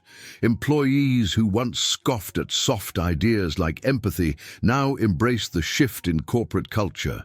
Department heads encouraged staff to volunteer. Some launched internal book clubs, spurred by Melanie's passion for storytelling. Others contributed time and resources to literacy drives. Even the once skeptical Marcus Thorne admitted at a department gathering that Empathy is an asset, not a liability, surprising everyone, including himself. Meanwhile, Sarah Chen thrived in her marketing role, collaborating closely with Melanie to design promotional materials that showcase the real faces behind the philanthropic data. Their synergy felt effortless. Sarah handling the polished corporate branding, Melanie infusing each campaign with heartfelt narratives of librarians, students, and parents. Their friendship deepened beyond office hours, with occasional coffee dates at Chloe's cafe or evenings spent discussing new ways to expand reading programs. Dr. Andya Sharma, ever the data-driven specialist, found a renewed sense of purpose in seeing how her metrics fed directly into tangible community improvements. Sometimes, she and Melanie would share a quiet coffee break, discussing the broader implications of bridging technology and literature. There was no longer any lingering tension about imposture. Instead, a mutual recognition that they formed two halves of a bigger, more effective whole. At the center of it all stood Jacob Howard. The CEO's leadership style had shifted subtly, thanks in part to Melanie's influence. He met with employees in roundtable discussions, openly asking for input on how to make the company more people-centric. He even revived an old dream of supporting an arts program for underprivileged communities, revealing a once-hidden love of creative expression. Under this renewed leadership, Howard Innovations blossomed into a place that valued not only profits, but also the well-being of the neighborhoods it served. Outside of the corporate sphere, Melanie reconnected with her old life in Brooklyn. Mrs. Gable, in a heartwarming gesture, invited her back to Petal Pushers one afternoon to show off new floral arrangements. Melanie helped deliver a few bouquets again for old time's sake, this time to the correct addresses, she joked with self-effacing humor. She realized that she could appreciate the simple joy of flowers without feeling trapped in that role as her only path. Chloe, too, reaped benefits from Melanie's new connections. With so many volunteers and staff bustling around the library and corporate events, Chloe's cafe catering service found new customers. If all your philanthropic gigs bring me extra coffee orders, I'm a fan, Chloe teased, hugging Melanie gratefully after a particularly big order from the marketing department. Even David, Jacob's tireless assistant, appeared less burdened. Thanks to the positive buzz around the company's community involvement, Jacob's schedule grew hectic, but also more purposeful. David once confided to Melanie that for the first time in years, he saw Jacob truly smiling after meetings, seemingly energized rather than exhausted by corporate demands. On a sunny Saturday, Melanie visited the main library downtown to assist with a storytelling workshop. She caught sight of a shy teenager she recognized from earlier sessions. He fidgeted near a display of young adult novels, flipping the pages but never committing to a book. Melanie approached with a gentle smile, recommending one of her own favorites, an adventure novel filled with humor and heart. He looked skeptical, mumbling he wasn't much of a reader, but she coaxed him into giving it a try, explaining how she'd once felt invisible too. His curiosity piqued. He took the novel and wandered off to find a quiet corner. Later, as the workshop concluded, she glimpsed him engrossed in the story, eyes bright with interest. It was a small moment, but it reminded her of how far she'd come, from a timid flower delivery girl quoting classics in her head, to someone able to spark another person's sense of wonder. Leaving the library that afternoon, Melanie paused on the stone steps, letting the sunshine warm her face.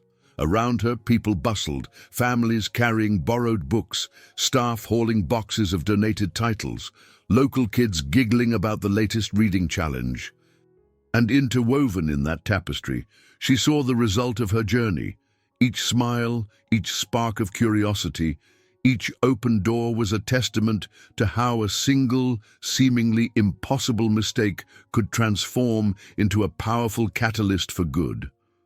With her phone buzzing in her bag, likely another message from Sarah about an upcoming event, Melanie descended the steps, feeling lighter than ever.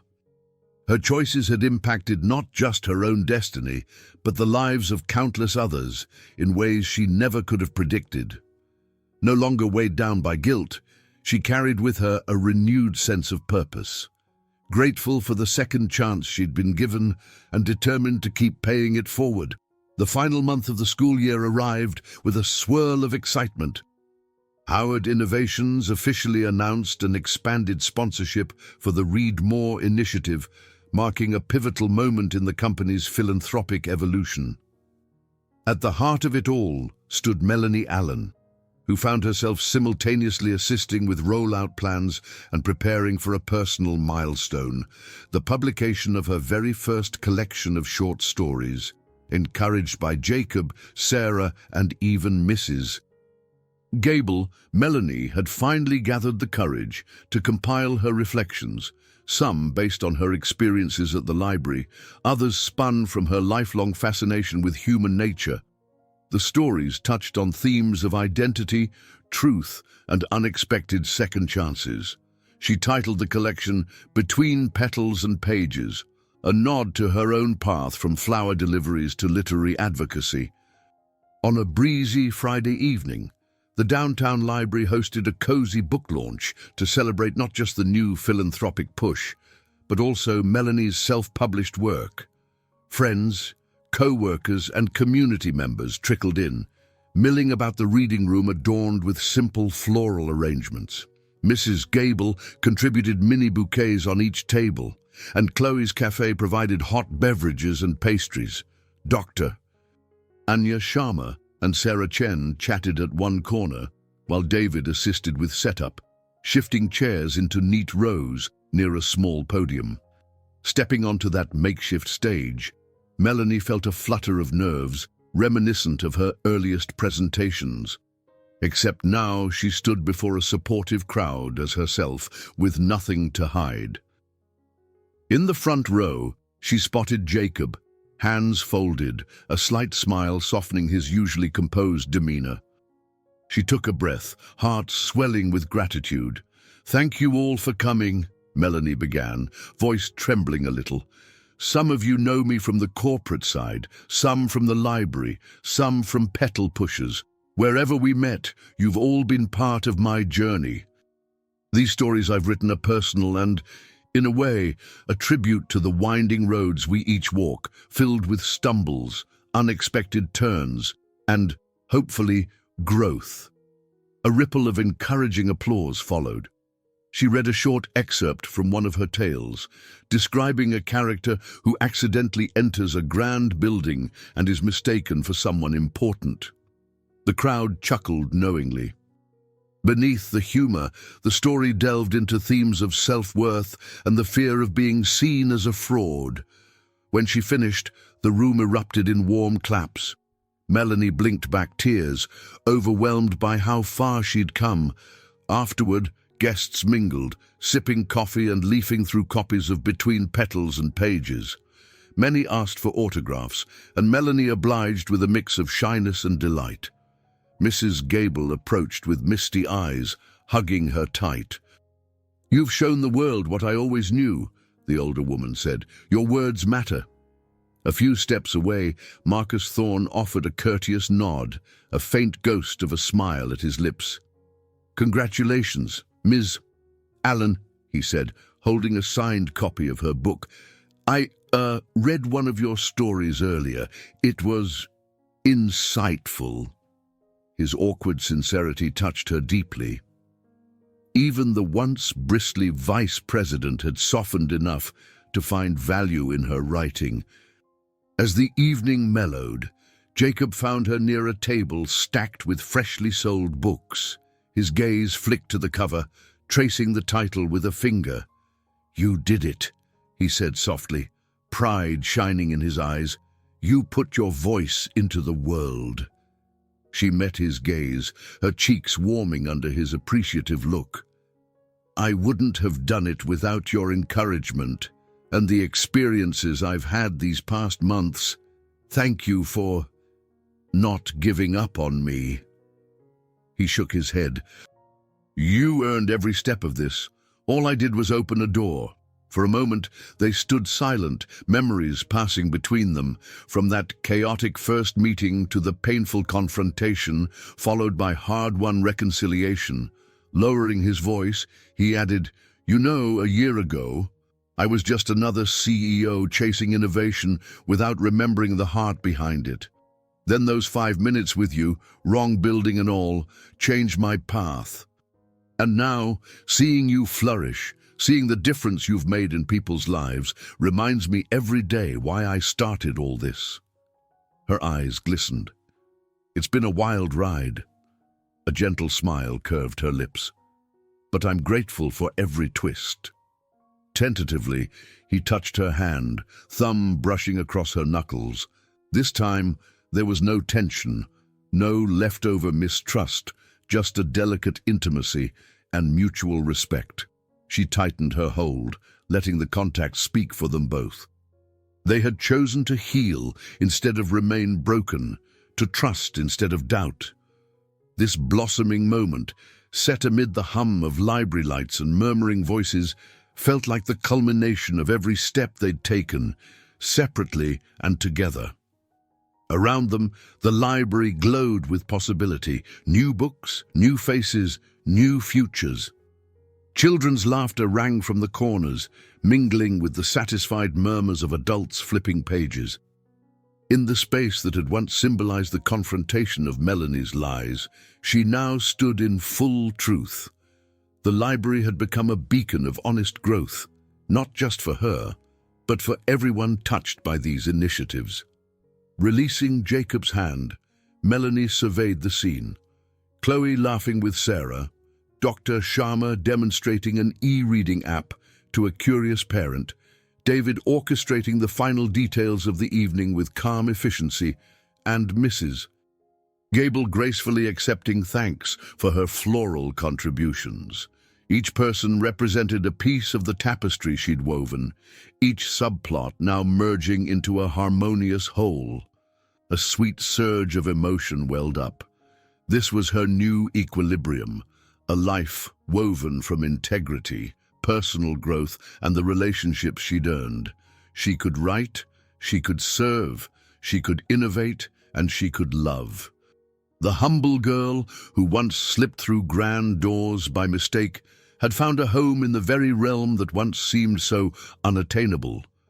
And as she pressed her newly published book to her chest, feeling its reassuring weight, she knew that her story, this time entirely her own, was just beginning.